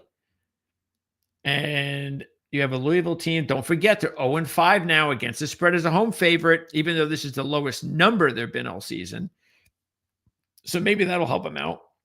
They have never beaten Clemson at home. They're 0-4 all time. Let's see. So, yeah, as far as this game, look, it doesn't look like Brown's playing. I haven't seen any good news there that he's going to be able to play this week. So that's something you need to keep an eye on. Let me see if I notice anything. Let's see if I see an update. All right, they're making me go into so let's see. Do I see anything here? He might be out for a while, so he's not going to play. All right. So look, as I said before, that is a big deal. But now this is a much different situation. They're no longer expected to win. Now everybody's disappointed about it. Clemson coming off a big win against Florida State. They need 2 wins for bowl eligibility. They do get FCS in South Carolina to get to 6, so they're probably going to get there. But I like Louisville anyway. Like I said last week, I still think that they have a shot. I don't know about their shot now, but I'm still going to take Louisville. I don't like it a lot, but I'll take Louisville in this one. Okay. Now, this is going to be a really, really fun game because a few weeks ago, we erroneously thought that or pondered that if Notre Dame would just beat USC based on the rest of their schedule, they're in the playoffs because there's no way they're going to lose any of the games on their schedule once the USC game's over. Well, then all of a sudden, Pitt comes out of nowhere thanks to true freshman quarterback Mason Heinschel. They have won 5 straight with Heinschel, straight up against the spread and in the stats. That's how good they've been playing. This line went from 10 to 12.5. So I think some of the people that lost money on that Arkansas game, probably the same people that made that line go from 10 to 12.5. Notre Dame has played Pittsburgh twice since 2020, and they beat them twice by a 103-10 margin. Historically, Notre Dame dominates the ACC as well. They are 18-3 against the spread in the last 21. 1-1 this year. Okay, they did lose one of those games against the spread. But it's definite for sure. If they beat Pitt, it's over. They're in the playoffs, it's over because they have Syracuse and Stanford next. So this is the last possible game that could hurt their chances. Pittsburgh's on a big roll. And there are some people, and I've mentioned this before, Desmond Reed, as great as Heinschel's played, Reed is really the top player for them. They need Reed. Reed is an electric player. I think he's going to be a fine pro. Even though he's a small guy, these guys have found a way to produce in the NFL nowadays. So I think he's going to do a real good job. An electric player. I think you'll find that out if you haven't seen it before on Saturday, noon start. Look, it should be a lot of fun. The atmosphere should be awesome. I don't know. I mean, I still like Notre Dame because if you look at it, Pittsburgh, even though they've done a really good job to put themselves in this position, they really haven't beaten anybody. You know, their best wins were Florida State and North Carolina State. Those are their best wins. So this is a major step up in class, major. And I think they deserve to be in the spot, no doubt. But yeah, this is now asking for a lot. I think if they keep this close or win the game, pull up the upset, it's not necessarily because Pittsburgh has now stepped up and become a serious, we're a contender now. We're a playoff contender. No, that's not the reason. I think it would be because Notre Dame isn't as good as everybody would have thought. But I don't think that's the case because I think they are as good as we think. I still like Notre Dame right now. I honestly am. It's possible I might pick them to win the championship. I mean, I put money on them about a month ago. I got decent odds on them to win the championship, so I do have them, and I still might pick them. I mean, I only have one question really, and that's Carr. So I just want to make sure. And look, their kicking game is terrible, so that could come back to haunt them. But they are definitely, because of the losses and the way they are, even if they get to the playoffs, people will say, well, yeah, but you lost a couple of the big games you played, even though they beat USC, but I don't think anybody will give them a lot of credit for that. So I think there'll be some people who might not believe that they're going to be capable of winning a national championship. And if that's the case, then good, because again, for me, it's going to be Carr. Like, for instance, show me on Saturday that, look, Love is playing at a high level. He is going to be a tremendous player at the next level. No doubt about that. But they need Carr to play well. They can't win with Love and a defense. They have to have Carr playing well. And the later in the season it goes, the more experience the kid gets. So I need to see Carr have like a 5-touchdown game on Saturday. And it's not like he hasn't had good games. He has. I'm just saying, if you want to win a national championship, you have to really start slinging it. I don't want to see you do it in the next 2 weeks against Syracuse and Stanford. Have like one more big game before the playoffs and show it to me here on Saturday. And I think he will. I think he'll have a really good game, and I'll take Notre Dame and give the points. Okay, Miami. This is their home finale. And don't forget, they're ending this season at Pitt. So I don't think that'll mean anything for Miami, but it could mean Pitt. Don't forget, this is not an ACC game for Pitt. So Pitt is still in good position. Even if they lose to Notre Dame, they have to rebound with that Georgia Tech matchup, and then they host Miami. So Pittsburgh will end their season as tough a schedule as any team in college football. I would say the toughest. I don't think any team in college football will be playing the three games, the three teams that Pitt will be playing: Notre Dame, Georgia Tech, and Miami. I mean, that is murderer's row to end the season. They're not that talented to sweep that.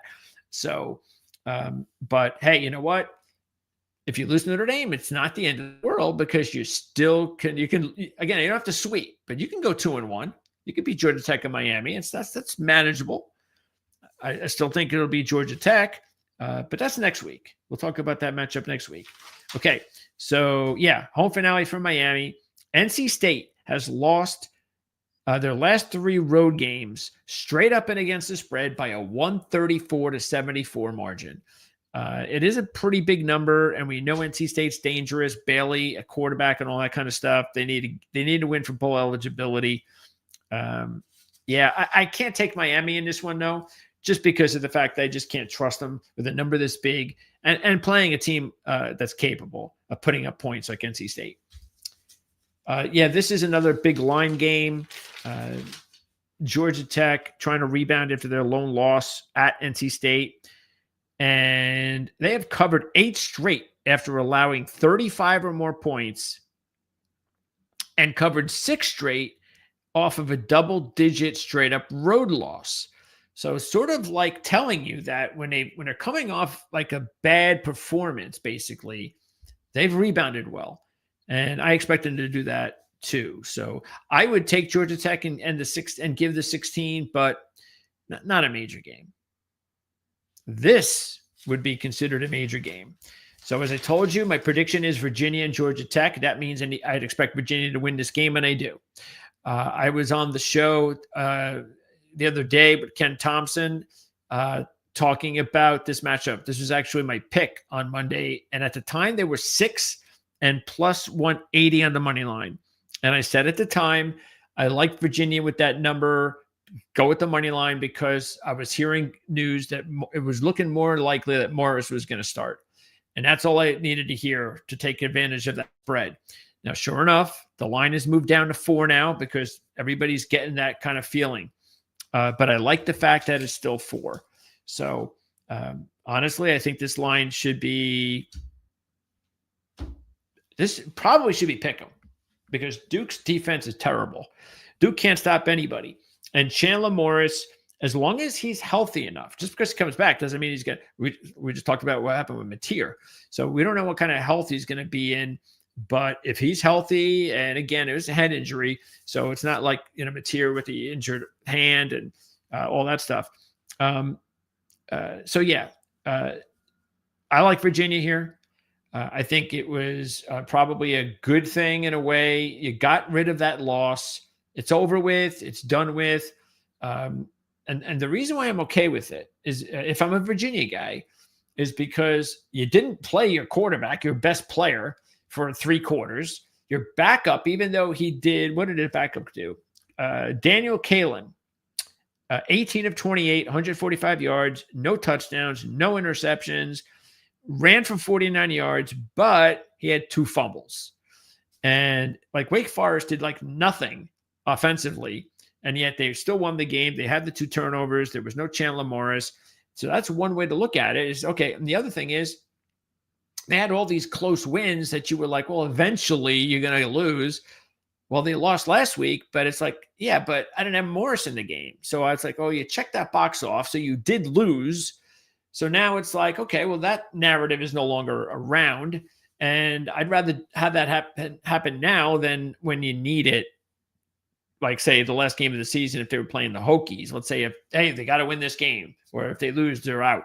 So you can control your own destiny. Just take care of business, Virginia, and you'll be in the championship game, I believe. Again, I don't know the tiebreakers, but that's just what I believe. Virginia has also beaten Duke 8 out of their last 9, both straight up and against the spread. So I'm taking Virginia plus the 4. North Carolina. Oh boy, North Carolina. You really angered me last week. So they were one of my top picks. And you remember we liked them at Syracuse and we took advantage of that. And we told you why we liked them last week. And they get off to a 20-3 lead. And everything is going according to plan. The defense is shutting down Stanford like we thought, like they've been doing the last few weeks with their defense, Belichick's defense. And out of nowhere, after completely shutting down Stanford, and it's not like Stanford's a good team anyway, they allowed Stanford to score twice. Junk, crappy, meaningless twice touchdowns to not cover the spread. So I was, yes, very, very disappointed. But they won the game.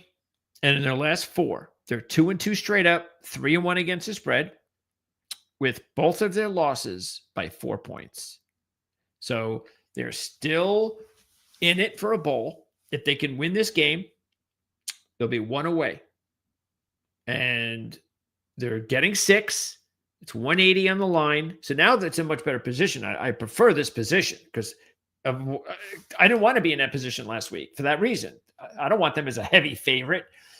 I don't get anything out of it anyway. It's just a favorite role. But here, these are the roles I prefer.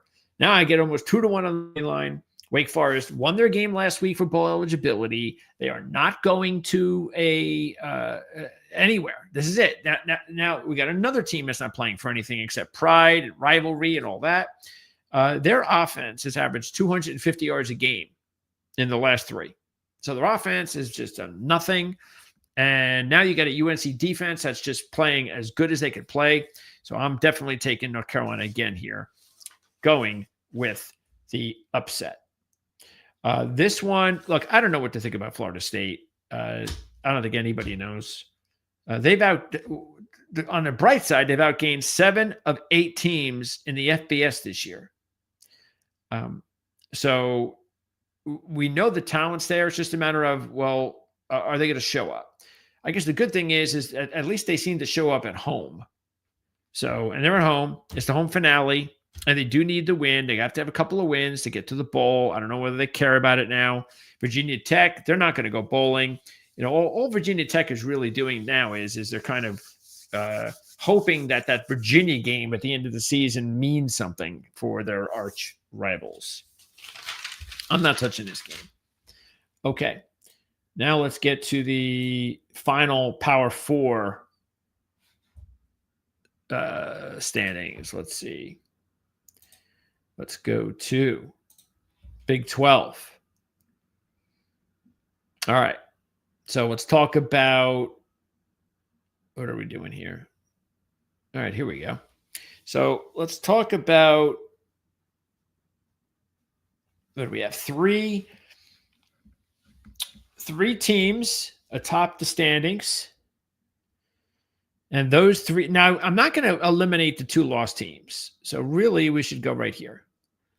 All right, because some of these teams are still playing each other. Texas Tech is they're going to be in the championship game. So they're not playing anybody that's worth anything. So they're in. They're going to get there. They're fine.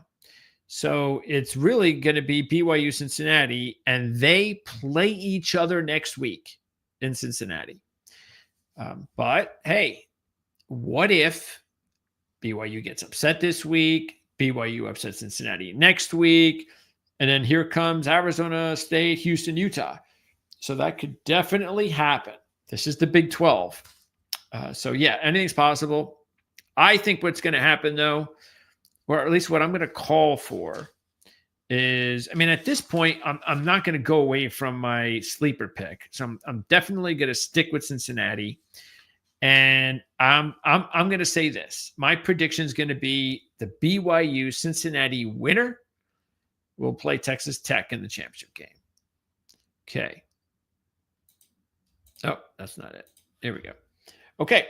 So let's start with this one. And it's a 6-point spread. It's the first ever meeting between these two teams.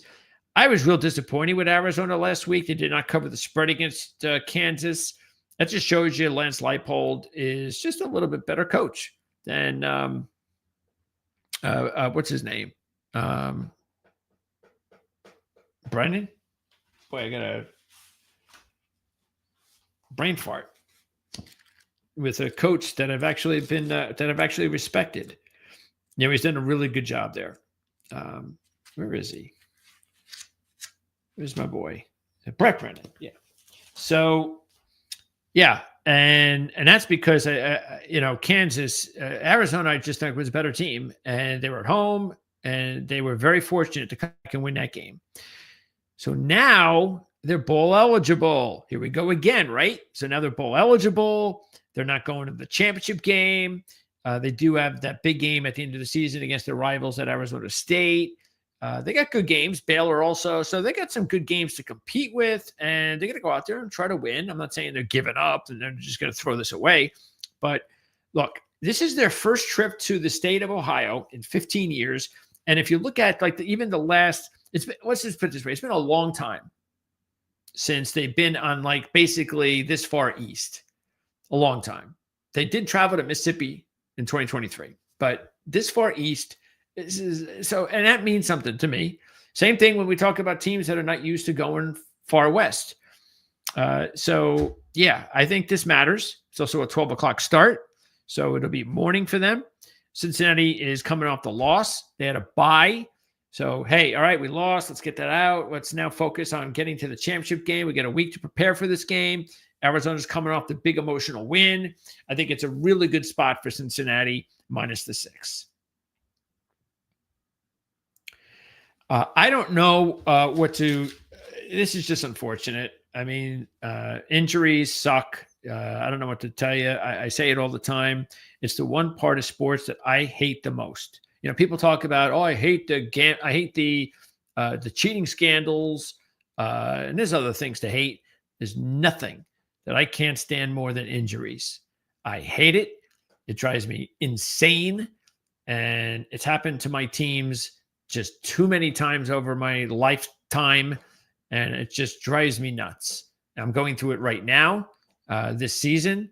Of course, I've experienced it with Rutgers. I mean, their injuries, I've just been, again, for a second straight season. And same thing with Michigan. You know, there was some major injuries along the offensive line that's really killed them. Hockey, my hockey team, no team has been more injured this year than my hockey team in Vancouver. And I hate it. So that's what Arizona State, unfortunately, is dealing with right now. Their fans, there was still a big hope after their upset over Texas Tech that they were going to have a great rest of the season. And then their exciting quarterback is injured and out for the year. So they got to turn to Jeff Sims. And he puts together a 228-yard rushing performance against Iowa State in their upset win. But that's all he's going to do. The good thing for Arizona State fans is they have a weak schedule. They will play Colorado next week, and then they've got Arizona as their toughest team, but they get them at home. So Arizona State does have a shot, but it's still Jeff Sims, and I know Dillingham is a really good coach, and boy, that would really put a feather on his cap if they can get to the championship game with Jeff Sims. But look, I don't know. I don't know if I'm going to take West Virginia, but I am thinking about it as an upset because I just don't trust Jeff Sims. I think if he's your quarterback, then you're vulnerable. West Virginia is also playing their best football of the year. As you remember, that was one of our top picks last week. We did come through there with the win and cover over Colorado. I was hoping it wasn't as close as it was, though, but a win's a win. And in their last 3 games, West Virginia is 2-1 straight up, 3-0 against the spread, with their only loss against TCU by just 6 points. And they are 2-1 in the stats within those 3 games. And the only time they lost, they were 1 yard lost against TCU. So that's how much better they're playing. They found their young quarterback in Scotty Fox. He's not perfect. He's a young kid, but at least they've got a kid to develop. and he could have a good game here or there. So, so look, West Virginia's got 2 more games left for bowl eligibility. This one, and then Texas Tech. So it ain't happening. But hey, maybe they could at least give them a shot because the Texas Tech game's at home. So maybe they could at least give their fans something to root for if they can upset Arizona State in a few weeks. So yeah, I think it's definitely worth taking the chance, and I might do it. I might take West Virginia and the 3:30. There's the Texas Tech matchup. Utah still has a chance for the championship. That got they have the 2 losses, of course, both to BYU and Texas Tech, unfortunately. So that's the problem. But they can find a way to, get the tiebreaker system working for them. Then that could definitely be what gets them over the top. So this is a big game. The line down from 9 to 7. I kind of like Baylor in this one. I think the spread's a little bit too high. Look, I've said it before. Utah is definitely a well-deserved, solid home team. They just really, no matter what happens, you get to that place, especially late on a Saturday night, and it's something you just have to be there. It's a very tough place to play. And they have done damage this season in that role. But on the road, they're vulnerable enough. They're still a solid team. They're a good team. But Baylor, don't forget, Baylor had a lot of the people who thought they could win the championship this year. And it didn't work out for them. But they're still a 5-4 team. They need a win for bowl eligibility. And they're playing 3 good teams in the next 3 games. So they're not going to the championship game. But it's a big game. They are playing a really good team at home. They are the dog, so I expect their best effort. They have played the last 2 years. These 2 teams have. Utah's beaten them both times. Baylor has covered both times, and it's only been by a 43-25 margin. So they've been relatively low scoring. So I'll take Baylor and the 8 points. I'm not sure I'll take the money line. But I think the 8 points, I think it's worth it. And look, Baylor, I don't know, maybe I will take the money line. I'll have to think about it. If I do, I'll let you know. But the fact is that they just need a win. They need like a big win this season. They haven't had any. I mean, they had a nice win, nice late win against Kansas State. Now it was nice, but it wasn't Utah. 13th ranked Utah. That's what I mean. They haven't had one of those wins this season. And then the last one is BYU 4 over TCU. So TCU has a chance to spoil BYU, and that could happen. BYU is going to have to respond after their first loss of the season, and it was a loss where their offense just couldn't do anything. They were overmatched, and that was not a good matchup for BYU, as it turns out. Last time these 2 teams met, back in 2023, TCU blew out BYU 44-11. So BYU has a little revenge here. TCU, this has not been a good spot for them. 2-14 ATS, last 16 in the first of back-to-back road games. 2-14. They were a road dog just once this year, the only time all season, and that was at Arizona State. They lost that game both straight up and against the spread. They're coming off a really bad loss to Iowa State. Looked like they were going to win that game. Iowa State scores, and then they get a punt return touchdown. Right after it was touchdown, TCU, a few plays, they punt, touchdown, and they lose. So that's a bad loss for TCU. Knocks them out of the Big 12 race. So I wonder how they'll react this week after being knocked out. That's a bad feeling, and I think it's a good spot for BYU. So I'm taking BYU minus the 4 to kind of get back on track. Okay, that is the Power 4. Let's now get into the Group of 5.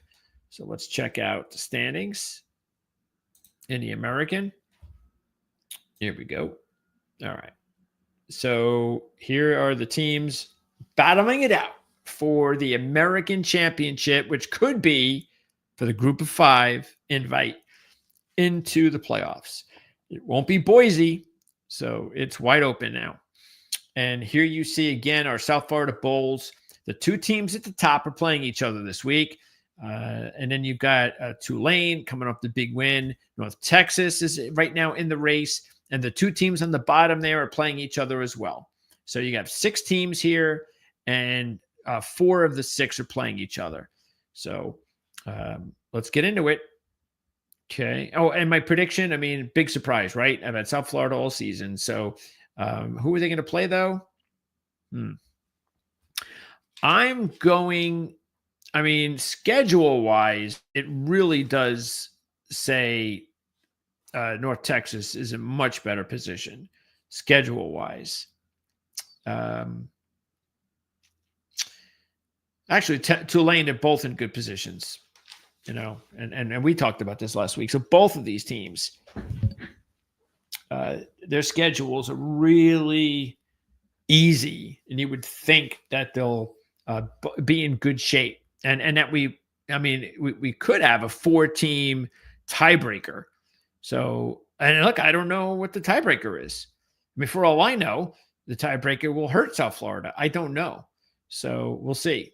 I mean, I hope the tiebreaker is whoever is ranked highest. Imagine if it's not, and South Florida is ranked, I don't know, 20th in the country, and there's no other American teams in the top 25, and South Florida doesn't even get to go to the championship game of the AAC. How crazy would that be?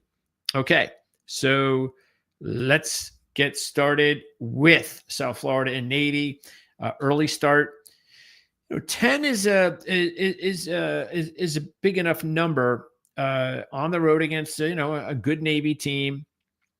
And keep in mind, their star quarterback did not play last week against Notre Dame, and I think that was definitely planned. I mean, the kid was banged up, and they were not going to put him in that game against a much more powerful physical team when that game meant nothing to them except pride.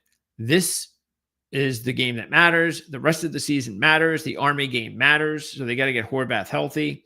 So I would expect him to play. I haven't heard anything yet. I will say if Blake Horvath doesn't play, then I would be really all over South Florida in this game. So let me see if I've got an update. What do we got here? Yeah, it looks like he's going to play. I'm not seeing anything here that says he's not going to play. So wait a second.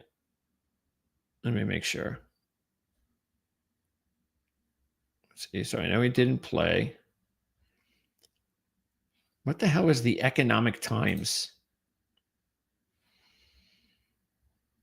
Let's see if I see anything here. Yeah, I don't see anything. Yeah, he'll probably be back. I expect Horvath to return this week. Okay, so take a look, follow that though for sure. Anyway, Navy is 0-2, straight up and against the spread as a dog this year, and it happened in their last 2 games, back-to-back losses after starting 7-0, and they lost both of those games by an 80-27 margin. So that's what happens when you step up a competition. This is all predictable. We've talked about it all season.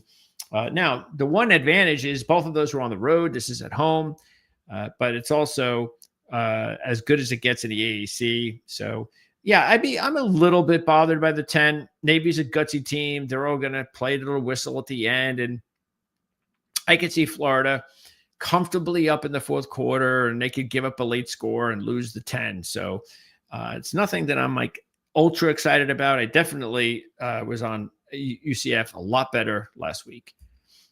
All right. Next up, Oregon State lost to Sam Houston. That's embarrassing. All right, here we go. North Texas, 18. Now this game, look, UAB had their upset. They beat Memphis a couple of weeks ago. That was a huge, huge upset. I get it. But I still think that this could be dangerous for North Texas. So I wouldn't, if I'm taking this game, I'm taking the UAB side of things because North Texas is coming off a bye.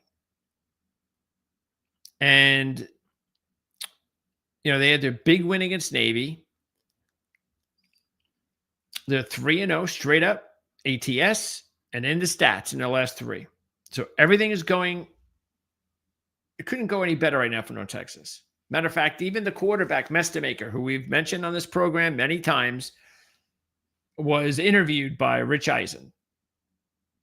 So that's a lot of stuff going on, a lot of distractions happening, a lot of, hey, look how good we are. And then you got this UAB team sitting there, and this is all they're playing for. They're playing for these types of moments, and they're at home, and this is what it is. And if they can, and I know the quarterback got hurt at Memphis, I get that. So it's a big difference in having Mestamaker in that whole game against them. But it's still, if you beat Memphis at home, that means you have the capability of doing it. So I would, and UAB, if you look at it, in their last three games, all with their interim coach, Mortensen, who I think is going to get the job. I think he's going to get it. And I'll tell you right now, if he wins this game, he's definitely getting it. So since he's taken over, they're 1-2 straight up. And in that time, they have a 7-point loss at Rice. They're 2-1 again in the stats. And they would have been 3-0 in the stats under Mortensen, but they were -2 yards with Connecticut. So that's how close UAB has been since Mortensen's taken over to be 3-0 in the stats. All right. So, yeah, I think any team that can beat Memphis at home can beat North Texas at home if everything goes their way. And maybe this is the perfect week to take advantage of North Texas off the bye. And like I said, maybe some outside distractions. But it's a gamble. It's definitely one of those that wouldn't be on the top of my list if I go down that route as a double-digit upset. But it's definitely one that I think might even be worth it. Why not? Put them in the list. All right. Here we go with the big one, Memphis and East Carolina. The line has moved up to 3. And I'm glad because I'm taking Memphis. So you got a Memphis team that is 2-0 straight up as a dog this year. So they've won both of their games as dogs as a dog roll. And check this out for East Carolina. They've lost 9 straight when they take on an opponent with a winning record since 2023. That's it. They've lost 9 straight, basically, versus winning teams since 2023. 0-2 this year. So who have they lost to? Well, they lost to NC State by 7, BYU by 21, Tulane by 7. What was their best win? Army at the time. Army. So they have not, look, I have been very positive about East Carolina since their head coaching change, since Blake Harrell's taken over. We talked about this in the preseason, and we've talked about it this season, that ever since he took over, they had a good run at the end of the last season. But this season, even though you're keeping an eye on them and they win, sort of like, look, they're 7-2, they're 6-3, and they're winning 2 out of every 3. But the problem is they're winning 2 easy ones, and then they'll lose a tough one. 2 easy ones, tough one, 2 easy one, tough one. That's what they've done this season, with the one exception of Army. So they haven't yet won the big one, even though I wouldn't really call this that. It's still as close as they'll be to that big one. And look, hey, until they do it right, I'm taking Memphis. Memphis is proven. They've had a very strong season. The quarterback is, look, even though they lost to Tulane last, so what? I mean, what were they going to do? Win every game this season? No. So they lost to a good team. Again, Memphis, Tulane, possible North Texas. I'm not going to put them in there totally, but possible North Texas and South Florida. I mean, these teams are, they're pretty close to each other, and they're going to play each other, and they're going to beat each other. And that's what happened to Memphis against Tulane. And even though Tulane had a big lead, and Memphis came back, and they had the ball at the end of the game with a chance to win it, and they just couldn't complete it. But they were ballsy, gutsy, and they were there, and it was a really impressive loss to me in the manner in which they really hung in there. So, look, I just think Memphis is a better team in East Carolina. I think Carroll's got East Carolina headed in the right direction. He's the right guy there. They got Hauser, who's a quality quarterback. I just think Memphis is better, and I'm getting points in this situation as well. So I'm taking Memphis in the 3. FAU has yet to prove that they're capable of winning one of these games yet this season. We thought earlier in the year that they had it in them, and they didn't. They have played 4 tough teams this year on their schedule: Maryland, Memphis, South Florida, Navy, and they lost to them by a 184-85 margin. So when they step up in competition this year, they've laid egg after egg. They are 1-15. Now check this out: 1-15 against the spread after they score 35 or more. 0-2 in that role this year. But on the other side, with Tulane, they are 2-13 against the spread off of a straight-up road dog victory, like they had last week at Memphis. It's homecoming for Tulane. I'm siding with Tulane. I don't think there's any chance after they pulled off that upset last week that they're going to squander it this week. So, look, I don't think it's a cakewalk start to finish. Don't even worry about FAU because they got a young coach, and he's developing the team, and it's later in the season, so you never know. Anything is possible. It's not like Tulane hasn't shown vulnerability at several times this season, but being that it's homecoming and after last week's win, I would expect them to put in their best effort, and I think that's what it'll take to cover the game. All right, so that's the AAC. Let's go to the Mountain West. And, excuse me. Wait, what did I just do? No, don't do that. All right, there you go. So let me pop that back up. All right. Let me get to the Mountain West standings for you. And here we go. So all of these teams have a chance for the championship. 1, 2, 3, 4. That's 7 teams. And screw San Jose State. I put money at 33-1 on San Jose State last week, and they lost to Air Force. And why did they lose to Air Force? Well, it wasn't because they got outplayed, because they didn't, because they turned the ball over. That'll do it every time. So before we get to the San Jose State game, we'll start with Air Force. They're not even in here. But before we do that, look, you've got San Diego State, Boise playing each other this week, so that's monster. And you have, let's see, you also have Utah State. Yes, Utah State and UNLV playing each other too. So we have, out of the 7, you've got 4 of the 7 playing each other this week. And they'll be playing each other again over the next couple of weeks. That's why all these teams have a shot. Everybody's involved. And, of course, the big one is no question, San Diego State, Boise State.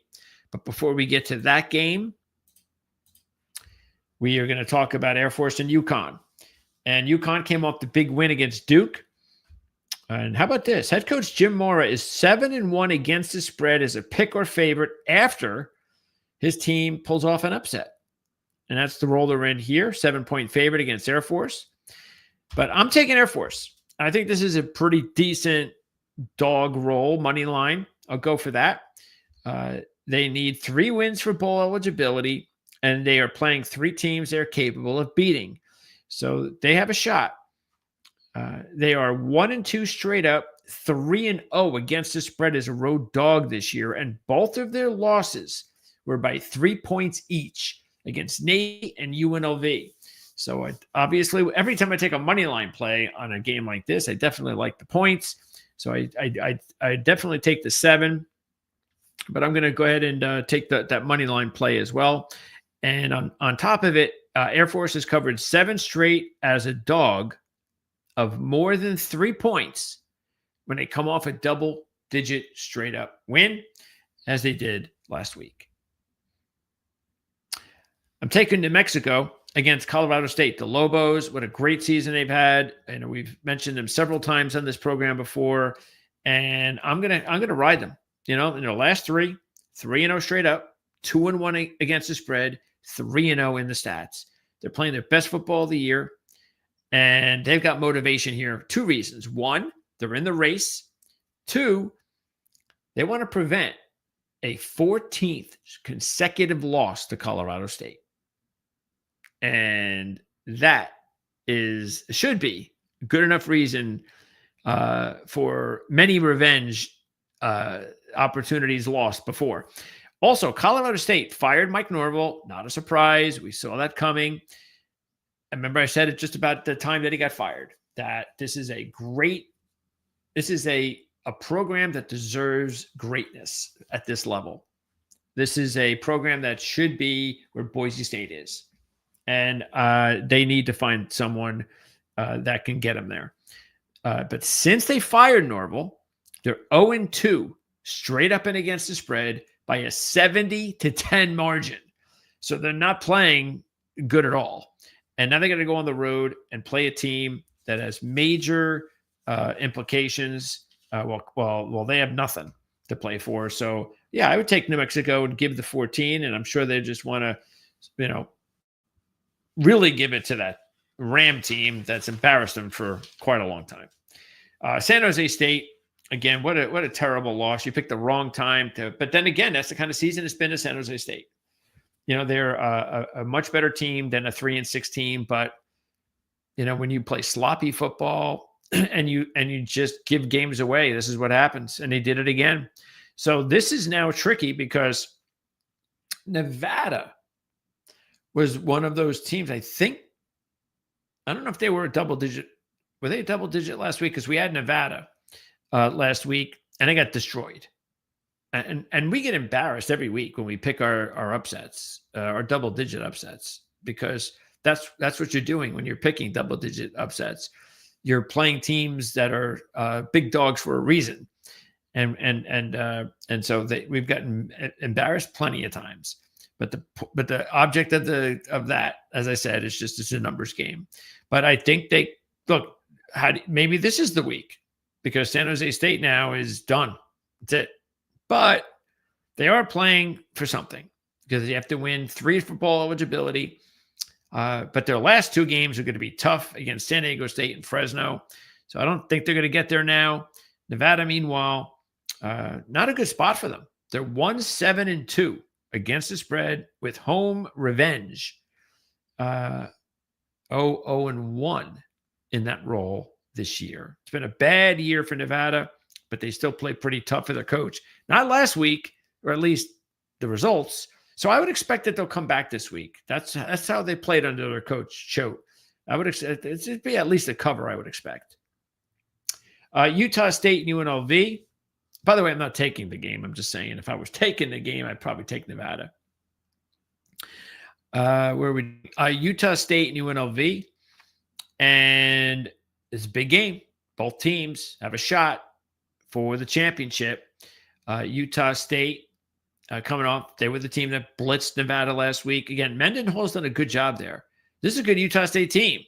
So it had more to do with Nevada than it did Utah State. Okay. Same reason why I would take them again this week. I just think at some point this year, Nevada's going to pull off an upset. But it's about picking the right spot. And we've had no luck with them this year, picking that spot. I don't even know if they'll pull off the upset that we're saying that they should get. But all right, Utah State 2-1 against the spread as a road dog this year. Okay, even though they've lost all 3. UNLV 1-1 straight up, 0-2 against the spread as a home favorite. So it's 6 points now, up from 4. I'm kind of surprised by that. I'm taking Utah State. Again, I like what Mendenhall's doing there. I like Barnes, the quarterback. Look, Calandra's a good quarterback too. I expect this is going to be a high-scoring game. Look, hence the 70 on the total. So I expect this to be a wild affair at UNLV. And therefore, I think it's going to be one of those four-quarter, down to the last possession games. And that's why I'll take the dog in those rolls anytime, especially when I'm getting 2-1 on the money line. And here we go with the best, not last, but the best anyway. And this is San Diego State 3 over Boise. So what to expect from Boise, because nobody knows. Madsen's out. So sophomore Max Cutforth will be starting for the Broncos.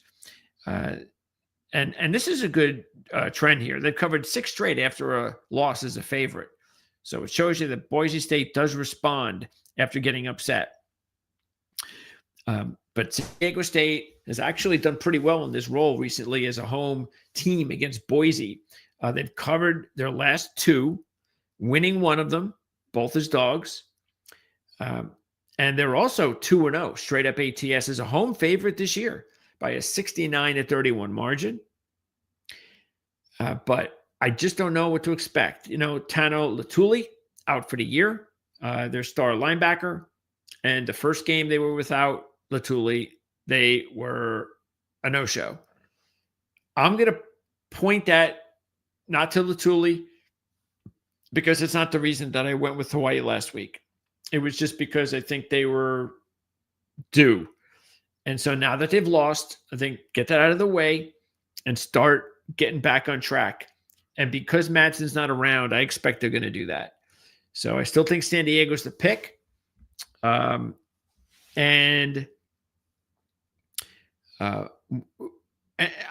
wouldn't be like, look, I don't know what to expect from San Diego State, whether or not this is going to be an easy win. And I only say that because, look, Boise lost their last game when Madsen went out early. They lost to Fresno 30-3 or something. And we've seen San Diego State blow out teams this year with their defense. So it's possible. I don't know. That's what I don't know. But I feel confident that the San Diego State season, which has been very special for them so far, I'm not going to say it's going to just disappear right away. Like in 2 weeks, it's over. So I'm going to take San Diego State and give the 3. Not a lot to give up. No Madsen, who by the way, is their best player. Okay. Wyoming and Fresno. And this line is now down to 3. I'm a little bit surprised. Fresno coming off that blowout win against Boise. But Wyoming's, hanging in there. They've outgained 4 of 5 Mountain West opponents. And they're sitting there with just 2 more wins they need for bowl eligibility. Fresno's already bowl eligible, but Fresno's trying to win a championship. So this is a monster game for Fresno. Both teams, I think will be involved in this one. Wyoming will have to also, they're going to either have to beat Fresno or Hawaii and then beat Nevada for the bowl deal. So this one might be easier, but either way, they're going to have to win a road game, tough road game. I don't know if they're going to be able to do that.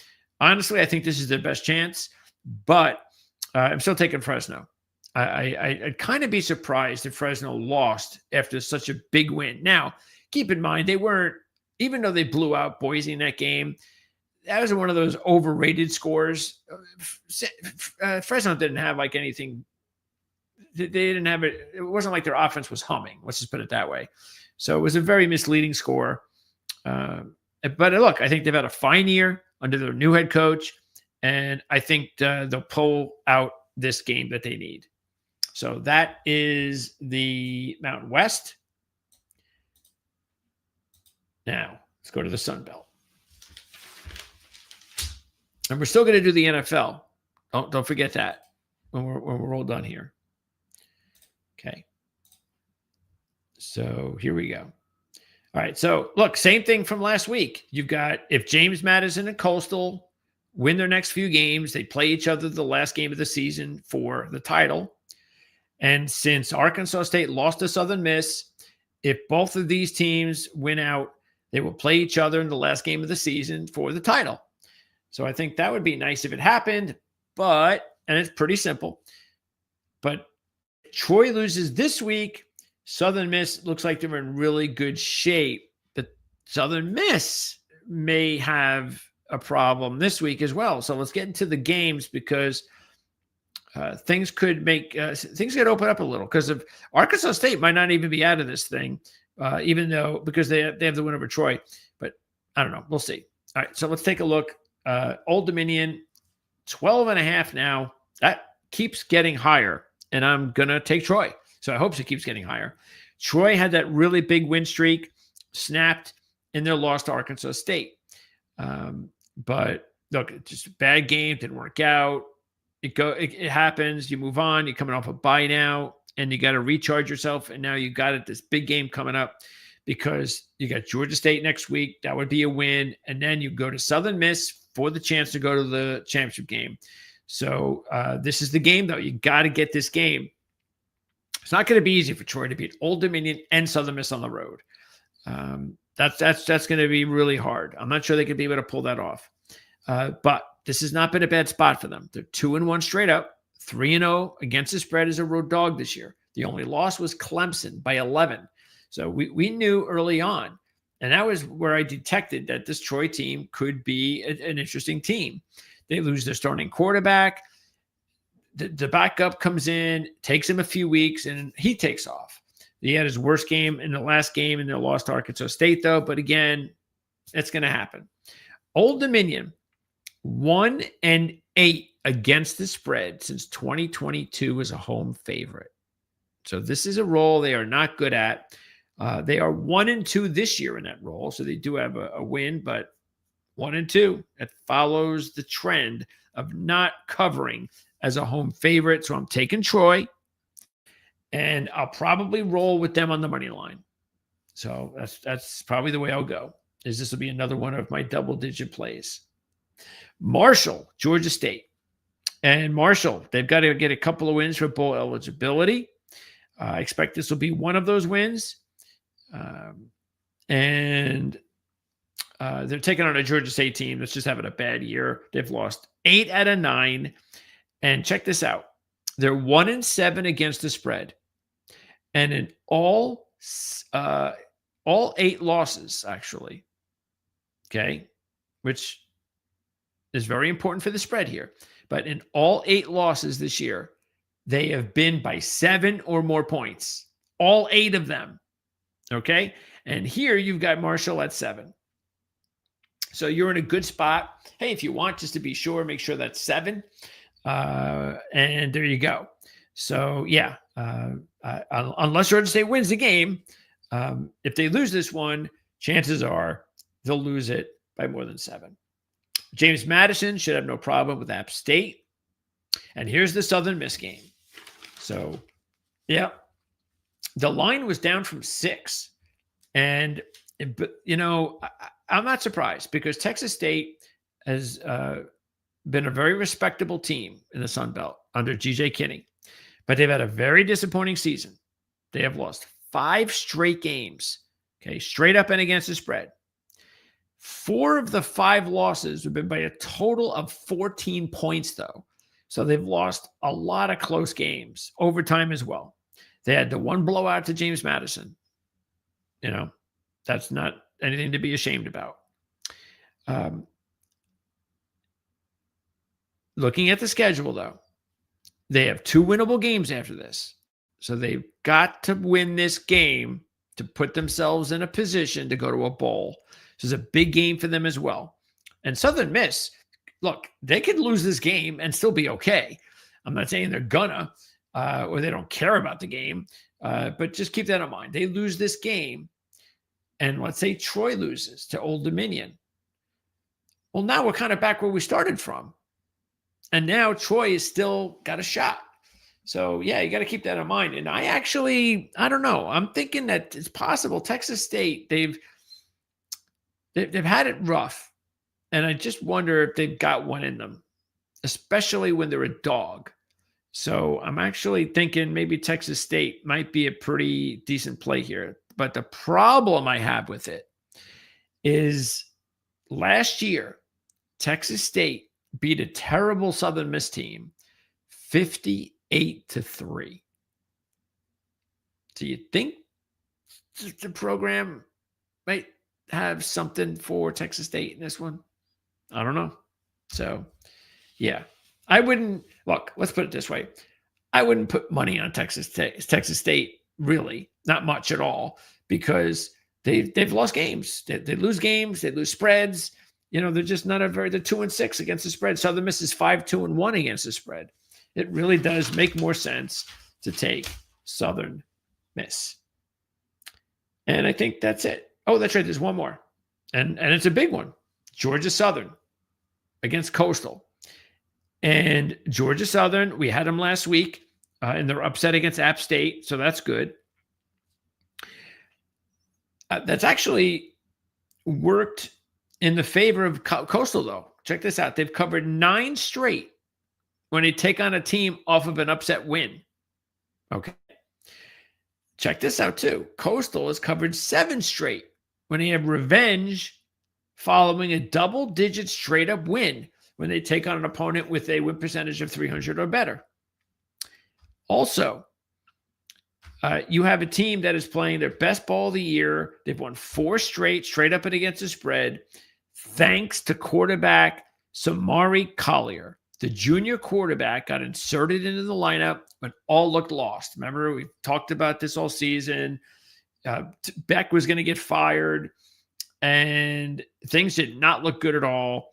And then all of a sudden, Samari Collier comes in, and they can't lose.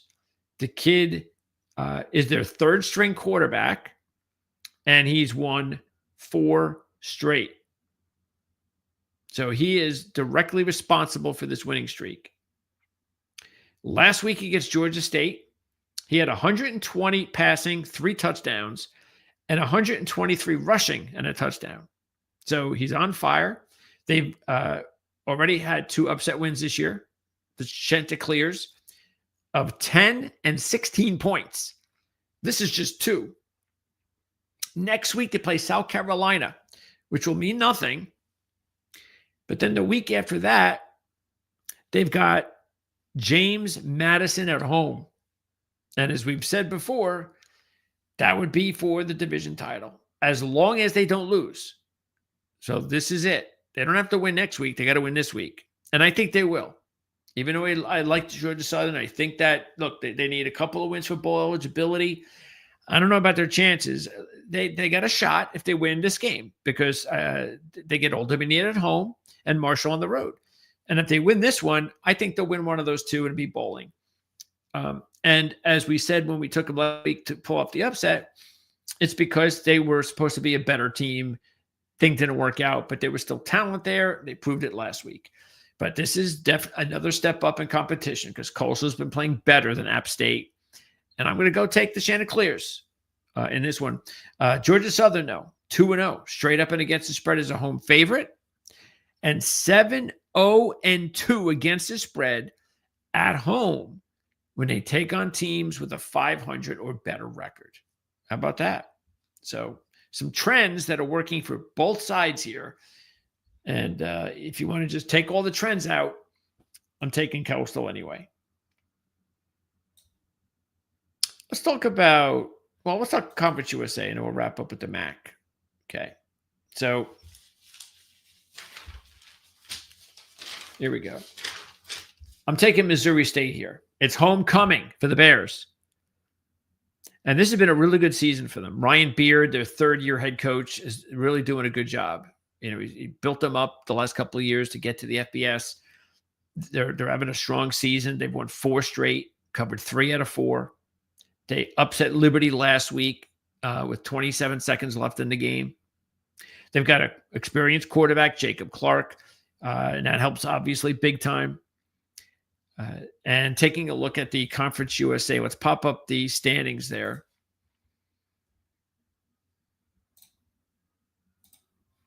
Okay. So as you can see here, these are the teams. But I would actually say right here. So you got 4 teams that really have the shot, the best chance, with the 2 top teams undefeated playing this week. And you got Missouri State, good situation. And they are going to play, check this out, Kennesaw State next Western, and then Louisiana Tech after that. Louisiana Tech down here, disappointing season so far for them. But Western still has a shot as well. But as far as Missouri State, look, they've had a really strong season for a first-time FBS team. They beat Marshall early this year from a better Sun Belt conference. Again, they just beat Liberty, the preseason favorites. And they're taking on a UTEP team that has 2 wins this year. They're also just 2-5-1 ATS. Their only wins this year against FCS and Sam Houston, who was winless until they upset Oregon State last week as a 20-point dog. So Missouri State is the play.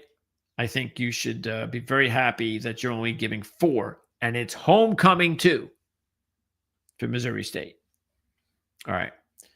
Where are we? Moving on. Conference USA. Kennesaw State, 3-point favorite on the road against Jacksonville State. And this is it. First place teams, both undefeated, playing each other. This is what you want to see. But Kennesaw State, even though the last couple of games did not cover, they had a push and won. So you kind of see when you're hot, you win and then all of a sudden those games, you start to wonder, are they kind of on the verge?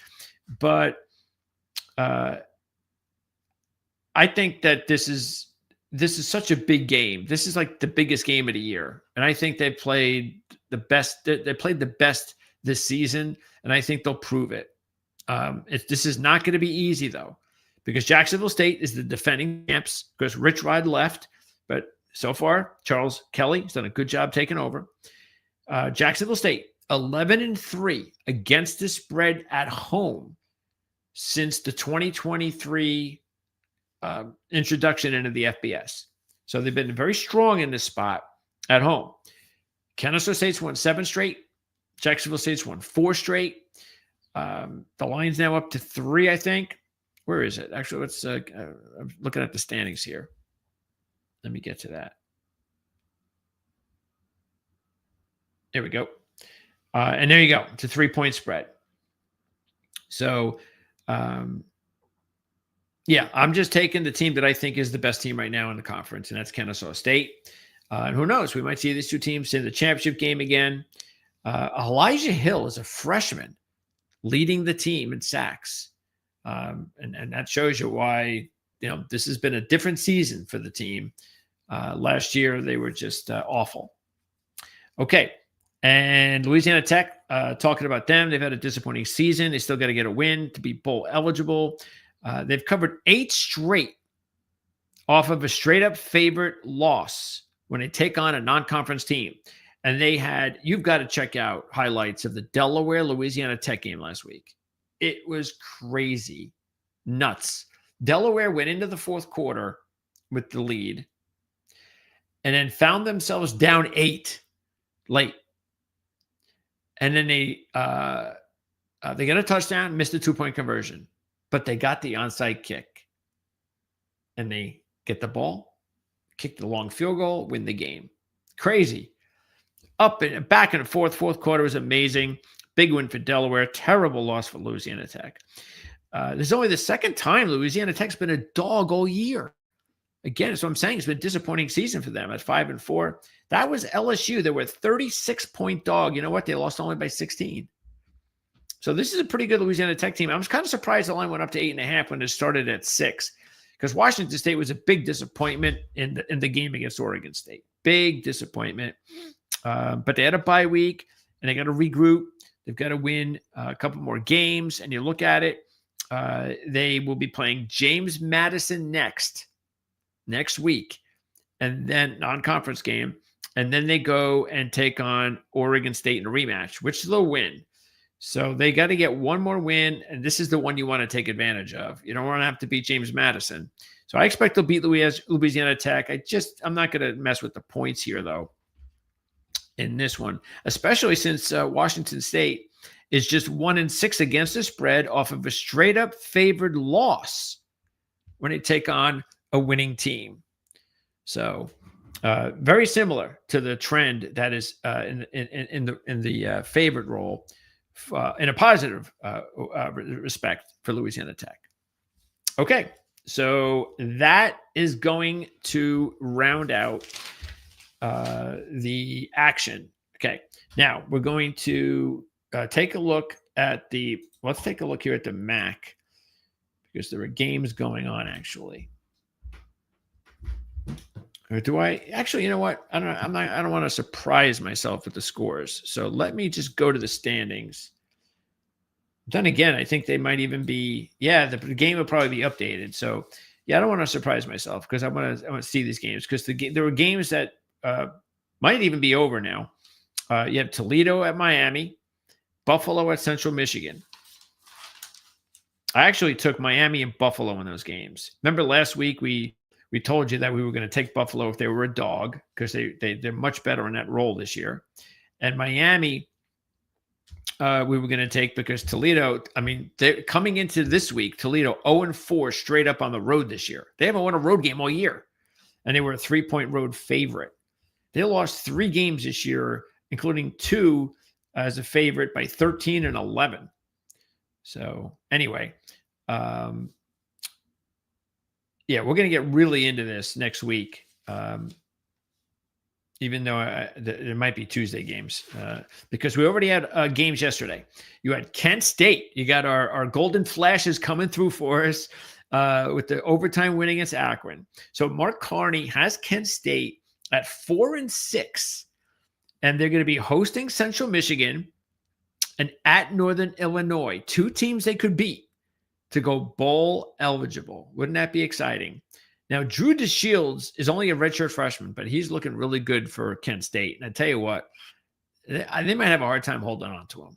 I could see a lower level Power 4 team, or maybe like an American team or a Mountain West team getting them to come on over. I think it's going to be hard to keep the Shields at Kent State.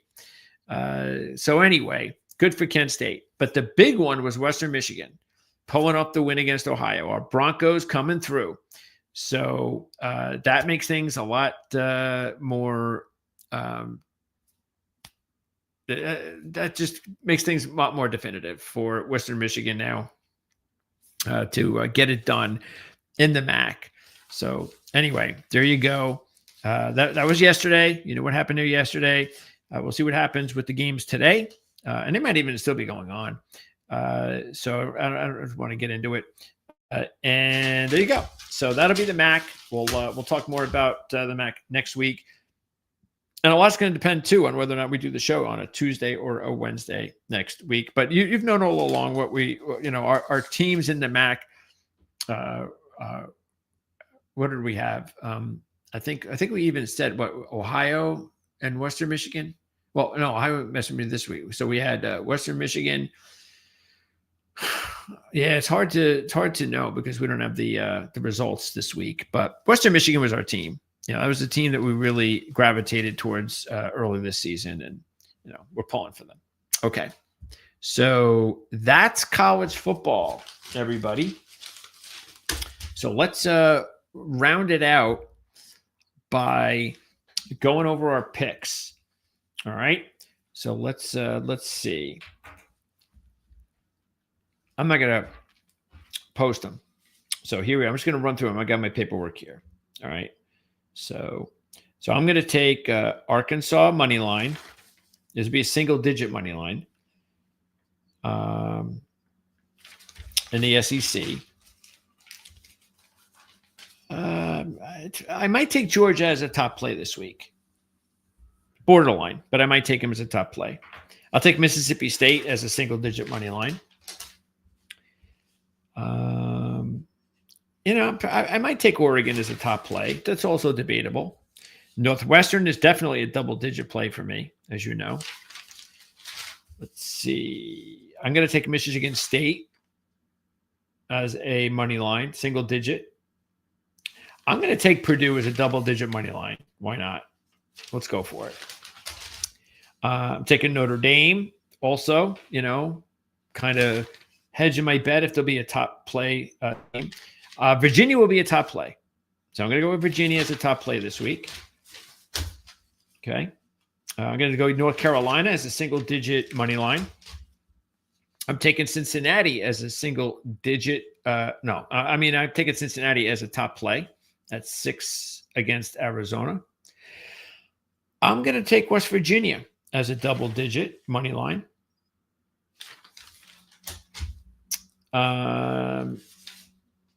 I think I'm going to take Baylor as a single-digit money line. I think I'm going to do that. I'm thinking about that. So I'll probably do that. I'm taking BYU as a top play. I'm taking South Florida as a top play. I'm taking Memphis as a top play. I'm taking Air Force as a single-digit money line. New Mexico, I like. Maybe not a top play, but I do like New Mexico. I'm going to take Utah State as a single-digit money line. San Diego State also is going to be up there, top play territory. I'm taking Troy as a double-digit money line. I'm taking, Kennesaw State. I'll take them. And I like Missouri State too. Yeah, it's funny. Out of all these games, I must say, none of them, there wasn't one, I don't think there was, that really stuck out. Oh, I love that one. Virginia might be one of my top plays. I don't know if I could take Virginia as my top play overall. It's going to be tough. Who knows? I like Cincinnati too. So, the ones that I don't know right now that I can tell you that there's a distinct number one play, but those are all the ones I like the most. And I certainly hope I gave you enough information to digest and to decide for yourself how you want to go with in the college ranks. So now let's talk some NFL. Why don't we? And don't forget a couple more things I want to remind you about. Where I have all my stuff here. Oh, here it is. Okay. So, I'm going to do this really quick. I'm going to show you quickly how to join our YouTube membership. Of course, it's got that. Got to change my account. I got several YouTube accounts. Oh, this works. Okay. So here, it's really easy. So to join our YouTube membership, all right. All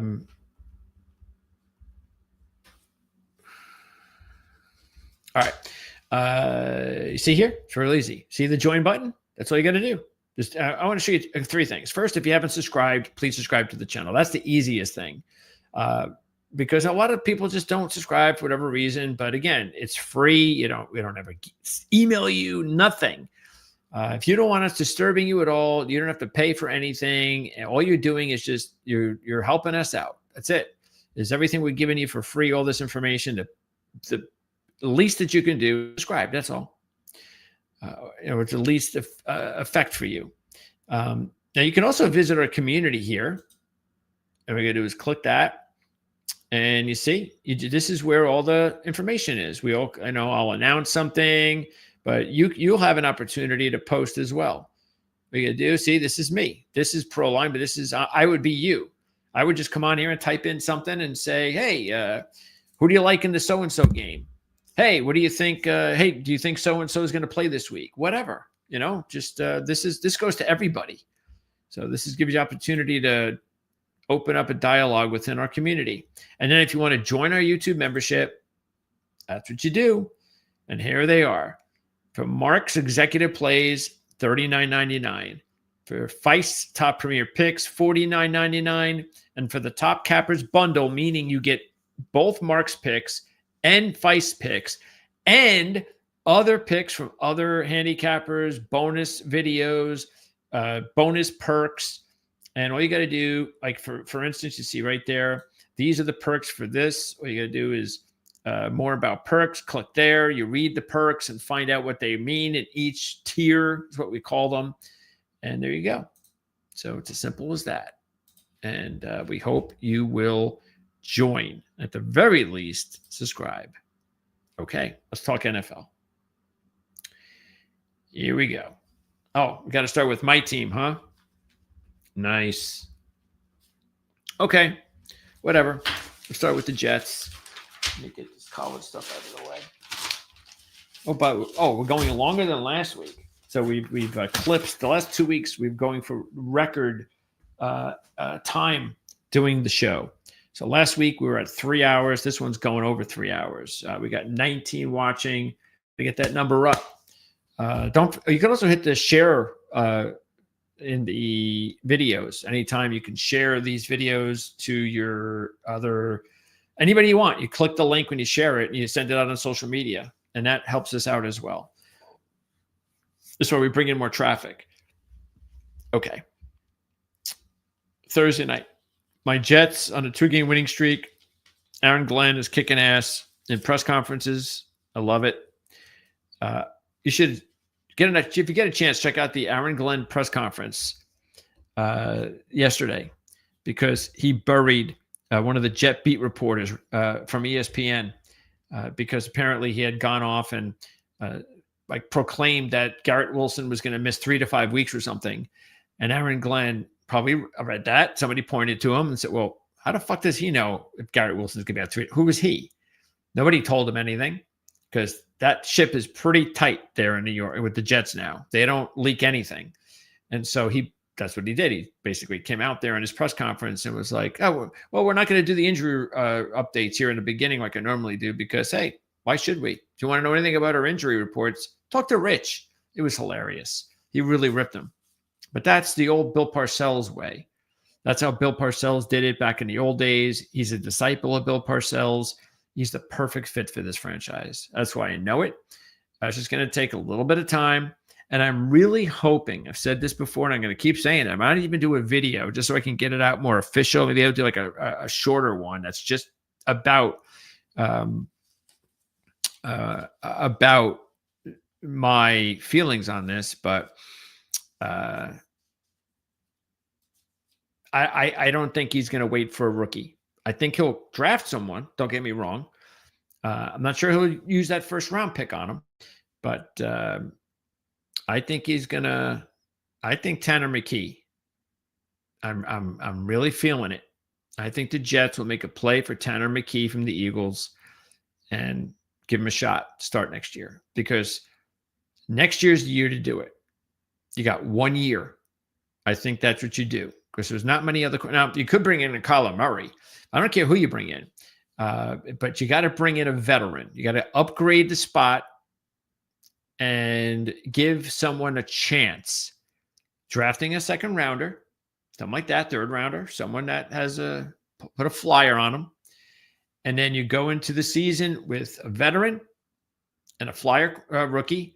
And by the end of 2026, do you have your guy? If not, you've got all that draft capital that you can spend on a quarterback in 2027. Meanwhile, in 2026, you go everything else and you give that veteran quarterback some tools and see if you can work on with them. And again, I just hope it's Tanner McKee.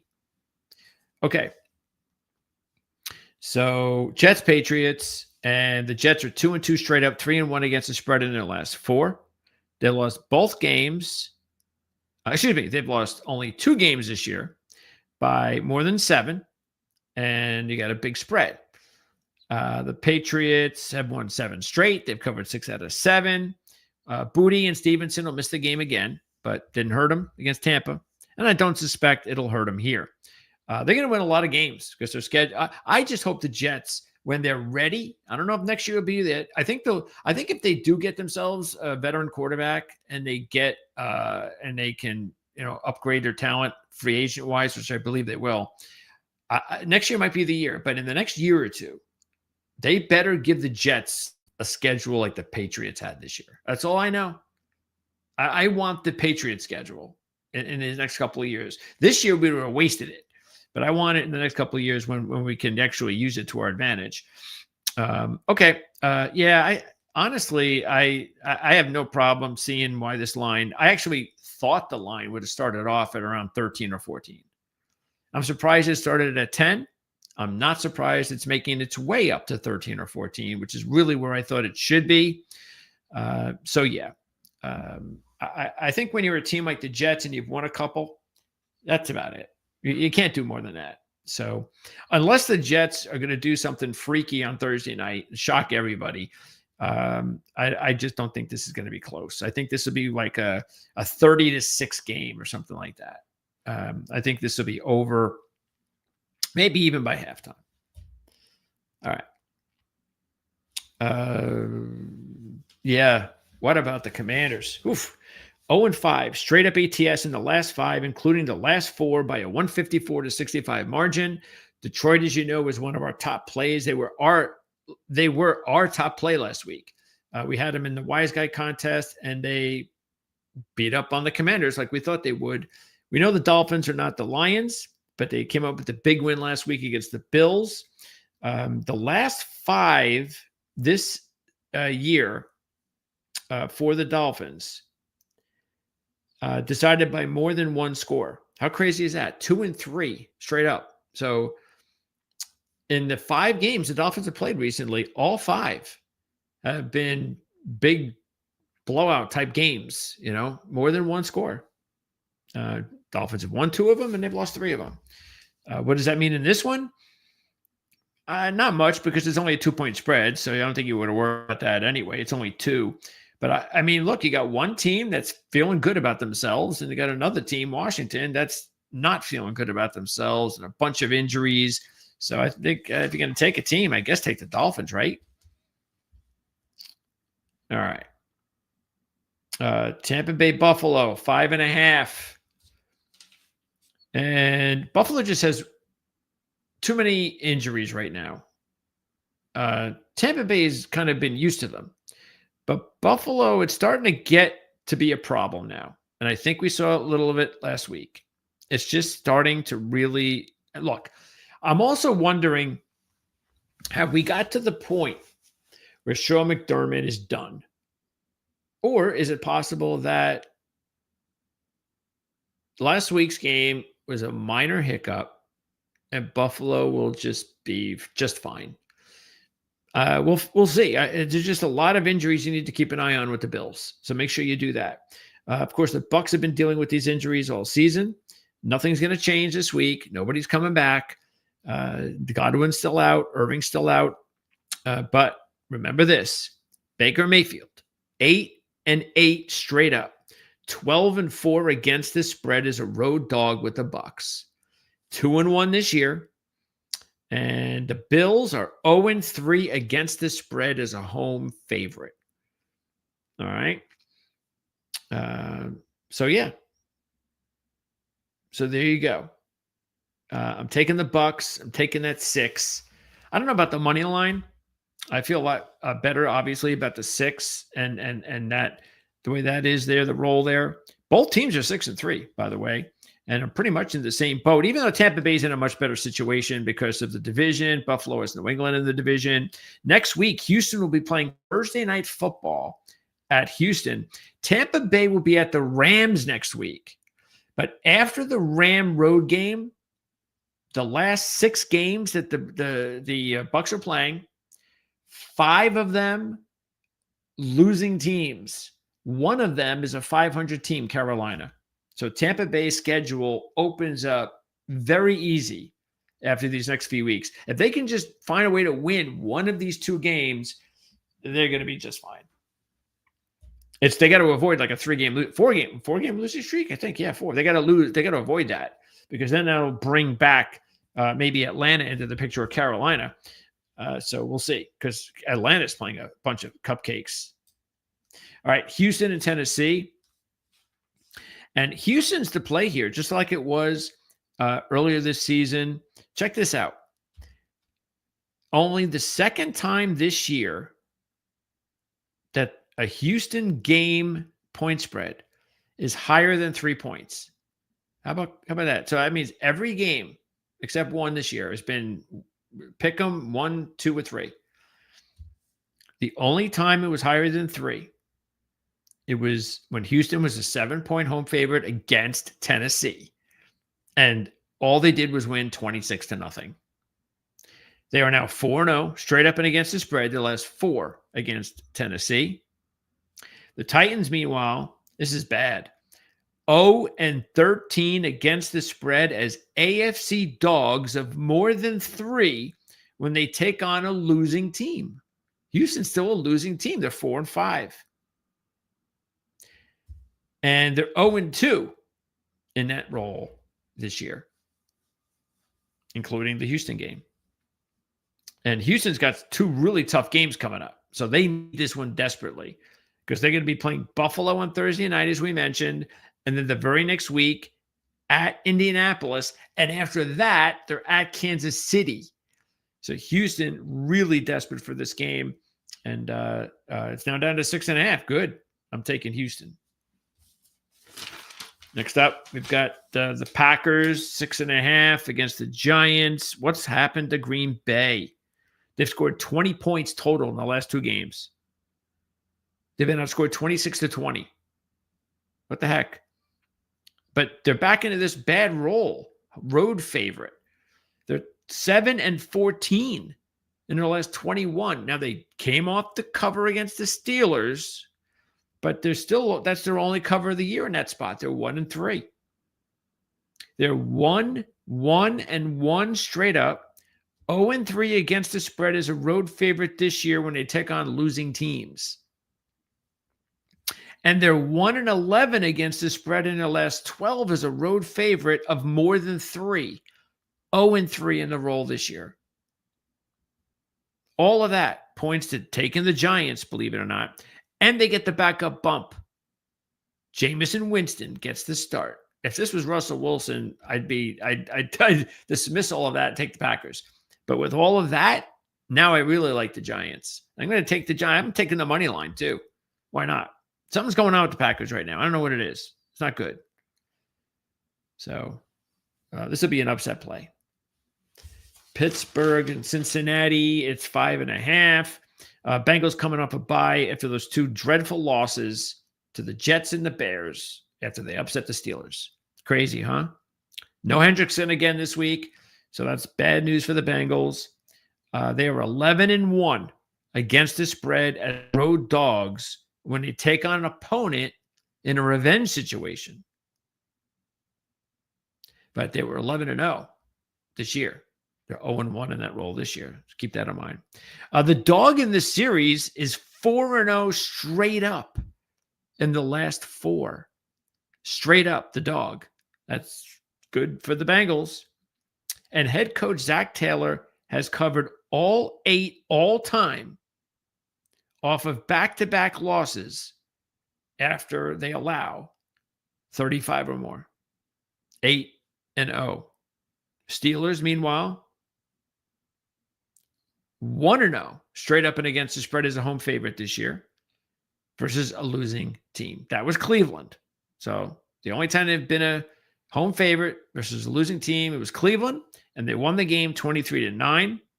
It's also the only game this season Cleveland has won the yards battle. They're 1-8.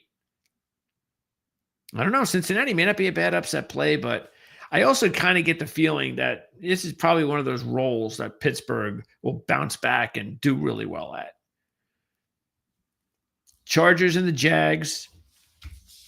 Chargers 3-point favorite. Yeah, Jags. I was actually surprised to see the Jags were still over 500 the way they're playing. They're 6-0-1 ATS after they allow 35 or more when they take on a non-divisional AFC opponent. For the Chargers, they're only 1-3 as a road favorite this year, but they're 8-1 in the stats. So they're, even with all the injuries, they still 7-2. That's hardball, man. Yeah, I don't like the way both teams. I don't like the way the Jags are going. Chargers are hanging on. They would be an elite team this year if they were healthy. But with all the injuries they have, they're hanging on and they're just winning and finding ways to win because they're well coached.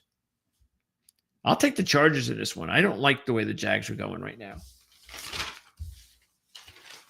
Carolina getting 3.5 after the really tough loss to the New Orleans Saints. Not good. I think a lot of people trying to figure out what's going on here with Carolina this year, but they're still 5-5. Still got a shot. They're also 2-0 straight up and against the spread in their last 2 on the road. They beat the Jets and the Packers. So don't worry about road, at least for the last short while. Carolina's served pretty well. And don't forget, all the way back in week 3, Carolina 30, Atlanta 3. So, nothing. It was a shutout, 30-0. And they were a 5-point home dog, Carolina was at the time. Atlanta, meanwhile, 0-4 straight up and in the stats in the last 4 games. But they are 5-1 at home with divisional revenge in their last 6. Problem is, I just can't take Atlanta. Atlanta's one of those teams. They're confident. They just know how to lose. Now I can't take teams like that. So if I'm going to take the game, it's either I'm taking Carolina or I'm not touching the game. Bears and Vikings, and I think this is a good spot for Minnesota. It's time for the Bears to lose another game. They're 6-3. I think that's enough. But they got a tough schedule coming up. They got Minnesota this week. Then they play Pittsburgh. Then they play the Eagles and Packers on the road. Check this out. This is a bad spot for the Bears and decent spot for the Vikings. That's why I'm all over the Vikings. The Bears are 5-22 straight up, 8-18-1 against the spread in their last 27 divisional games. And if you want to say, yeah, but we got a new coach, we're having a great year. They're 0-2 straight up and against the spread this year in the division. And don't forget, Minnesota beat them week 1 as a 1-point road favorite. And Minnesota has beaten the Bears 8 out of 9. Also, the Bears are 5-18 against the spread as division dogs off of a win in a revenge situation. So I'm all over the Vikings in this one. And this is one of those games that J.J. McCarthy has got to step up. He has to show that he's capable. Because if you can't show you're capable against the Bears, you're not going to show it this year. Here's a big one. One of the best matchups of the season. Seattle and the Rams. Battle of 7-2 teams in the division. This is actually going to end up being the best preseason pick that I made. When I took the, what was it? I think it was the Rams to finish first and Seattle second. I think that's what it was. We're going to go over our preseason predictions at some point next couple of weeks on one of our shows, probably on our Friday show. Seattle, 7-1, straight up and against the spread in the last 7, including 8-0 in the stats. So they've been a dominant team lately. They're also 5-1 against the spread as a road dog under coach Mike McDonald. 1-0 this year in that role. And they're 10-1 against the spread as dogs in the first back-to-back road games. The Rams, they have a few trends, though, to say, hey, wait a second, this ain't no one-side trend deal. We're going to make it real tough on you guys. They're 3-1 straight up, 3-0-1 against the spread, their last 4 versus Seattle. And head coach Sean McVay is 13-2 against the spread all time in the second of back-to-back divisional games. Pretty impressive. That's why he's Sean McVay. Keep an eye on a couple of injuries for Seattle. Jones, the linebacker, is a big part of that defense. He's been out of the last few weeks, but, bigger competition. They really need him. And Reed, their defensive tackle, is on IR. So a couple of injuries that you definitely want to keep an eye on with Seattle. monster game. This is a real tough one to call, though. Real tough one to call. Oh man, I don't know. I honestly, I'm probably not going to touch the game myself because I can. There's nothing that I can think of where I go, oh, I have to take this team, or yeah, I have a bad feeling about this team. I mean, both teams are playing great.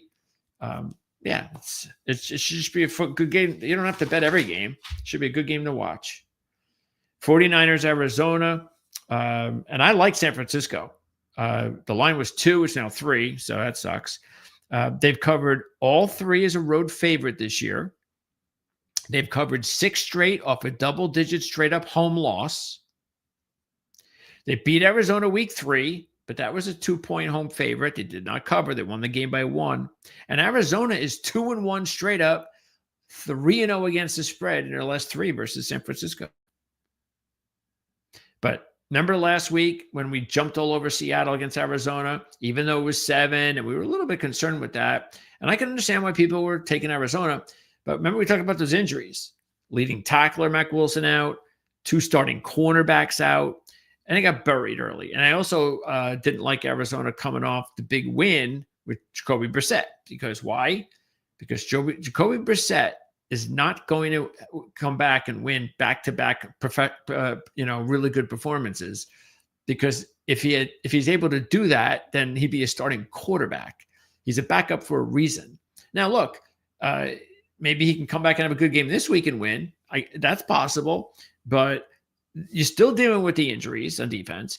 You now have Marvin Harrison Jr. out, your top wide receiver. I think that's asking too much. So I'm going to take San Francisco in this one, even though the line just moved up to 3. That's okay. Arizona 0-6 against the spread at home versus winning division opponents, including 0-1 this season. So I'm taking the Niners minus the 3. Probably one of my better bets too. And I think we might see Brock Purdy this week. All right, Baltimore and Cleveland. It's now at 7.5. Baltimore beat Cleveland back in week 2, 41-17. It's a 13-point home favorite. Hold on, I got to close my window. It's freezing.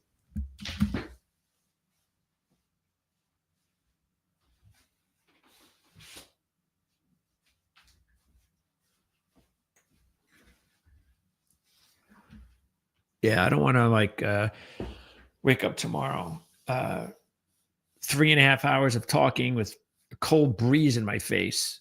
Wake up with a sore throat. Okay. So Baltimore and Cleveland.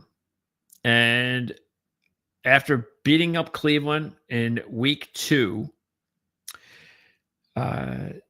you would think that they should be able to do it again here, as they have come back, winning 3 straight up and against the spread to get to 4-5, winning those games by an 85-41 margin. But keep this in mind. I'm still not super sold that Baltimore is back. They're 1-2 in the stats in those games, and they're 2-7 in the stats this year. So I still need more proof that they're back. I don't know if I'm going to find that out this week against Cleveland, but hey, blowing them out would still be a good way to do it. But check this out. Cleveland has won 3 of 4 at home against Baltimore, including a 5-point win last year as a 7-point home dog, like they are this year. The Browns are also 1-1 straight up, 2-0 against the spread as a home dog this year, beating the Packers and losing to the Bengals by 1. So this has been a good roll for Cleveland this year. But there are 2 trends that really bury the Browns. 0-13 as division dogs against the spread versus losing teams. And they're 0-1 in that roll this year. And they're 2-18 against the spread off back-to-back straight-up ATS losses versus his division opponent, 0-1 this year. So I'm going to take Baltimore. I just get to what I saw last week.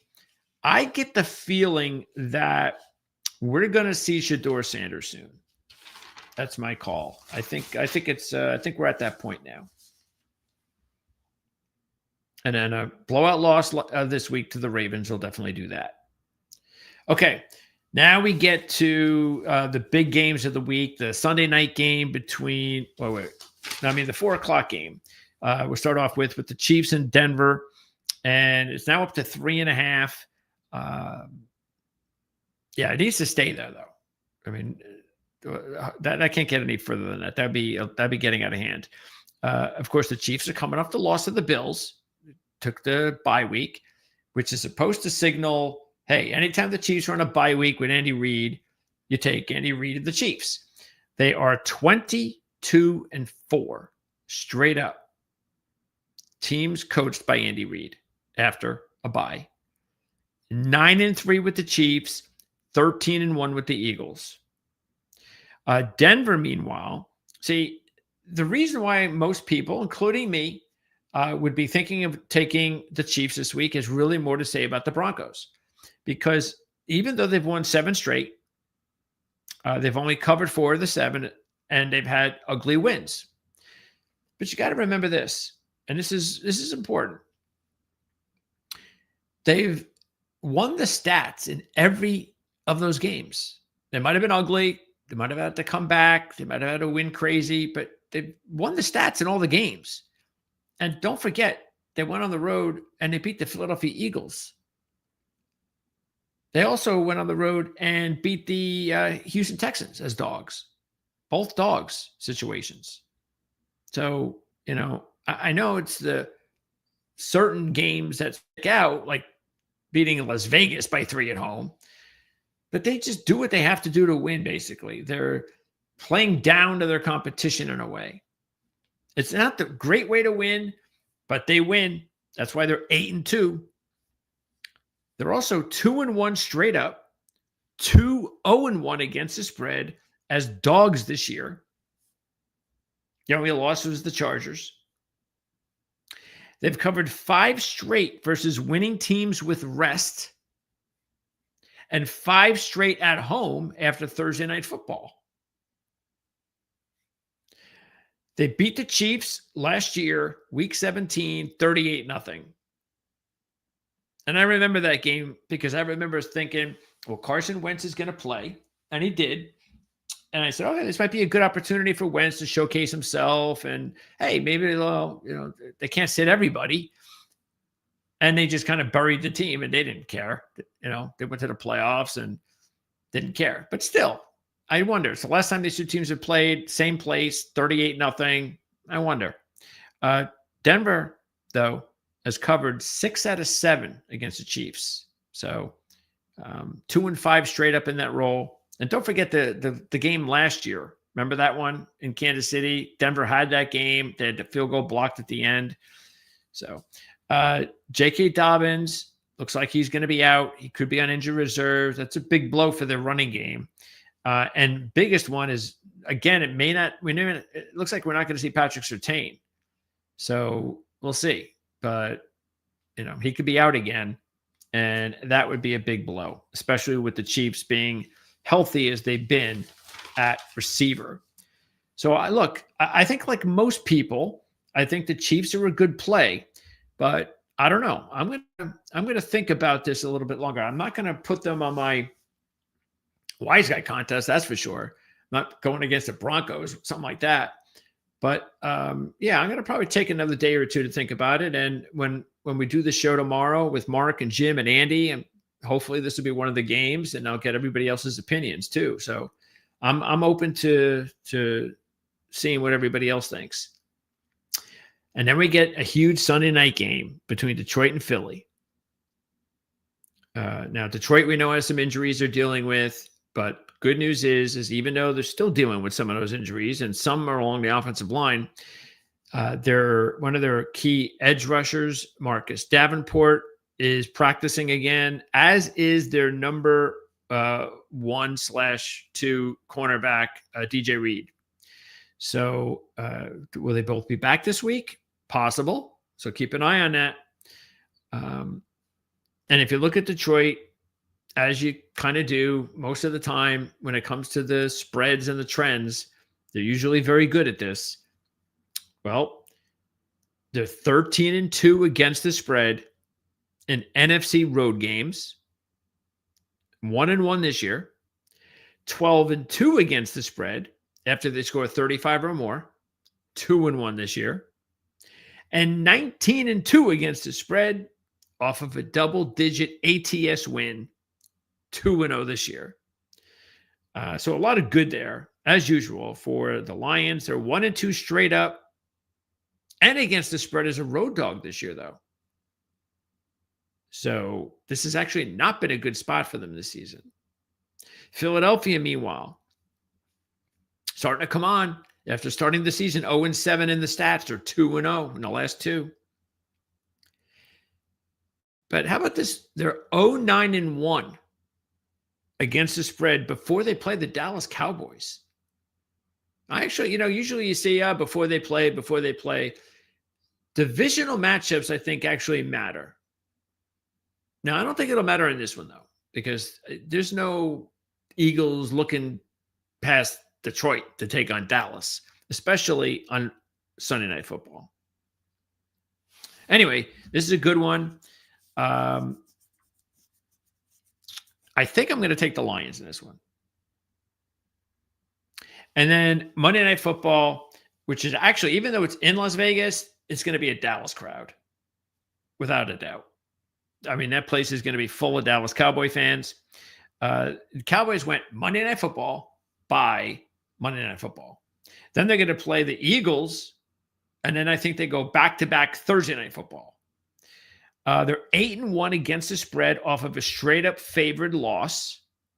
2-0 in that role this year, coming off the loss at home against Arizona. Las Vegas, 0-2 straight up. 0-1-1 ATS as a home dog on the season. And 4-0-2 against the spread when they take on an opponent off of Monday Night Football. I like the Cowboys in this one, though. I'll take the Cowboys minus the 3. They're a better team. And, they get Quinnen Williams and Logan Wilson. So, off the bye, I expect them to be highly motivated, try to see if they can make something of their season. So I think the Cowboys are a good play this week. Okay. And there you go. So if I had like a best plays, I think Tampa Bay is a decent money line play. They're a good play anyway. I think Houston's a good play. I think the Giants are a good money line play. I think the Chargers may not be a bad play. I think the Niners are a good play. I think the Vikings are a good play. Yeah, those are the best ones for this week. Okay, so that's going to wrap it up. Again, reminding everybody that tomorrow, 1 o'clock, Playbook ATS podcast. Mark is going to put together 3 or 4 games for us to talk about. If you want us to talk about other games, you got to let us know. Text it and text us a live chat. And then we'll do college football as well with Andy later in the show. And then we'll do it all again on Friday at 3 o'clock, I think, with Mark Lawrence. Unless, of course, Mark would like to revert to the game day show we did because we couldn't do the show last week. So on Friday. So we actually wound up doing the show on Saturday morning. And we'll have to see. I don't know if Mark wants to do that again. We'll talk to him. Maybe we'll make that decision tomorrow and talk about it on the show tomorrow. But either way, Jim, Mark, and I will wrap up the weekend, as always, with our show, either on Friday or Saturday. And we'll get some more coverage the more deeper we go into the week, especially injury reports. Anyway, thanks for tuning in to this 3-hour and 33-minute and 47-second broadcast. And it's a record. I appreciate anybody that's been here for the whole time. I keep this in mind too. If you don't watch live, the on-demand shows, like right now when I'm done, I'm going to put the markers in. So you're going to know which conferences I talk about and when I talk about them. Same thing with the NFL. So this way, if you only want to hear about SEC talk, you can actually look at the markers and you'll know at this time I talked about the SEC. So same thing with all the conferences, college football, NFL. So I'm trying to make it as easy as possible for you guys to navigate through such a long show. Anyway, thanks for hanging in with me, either live or on demand. I'll see you tomorrow, and I'll see you next week here on Proline TV. Thanks for tuning in.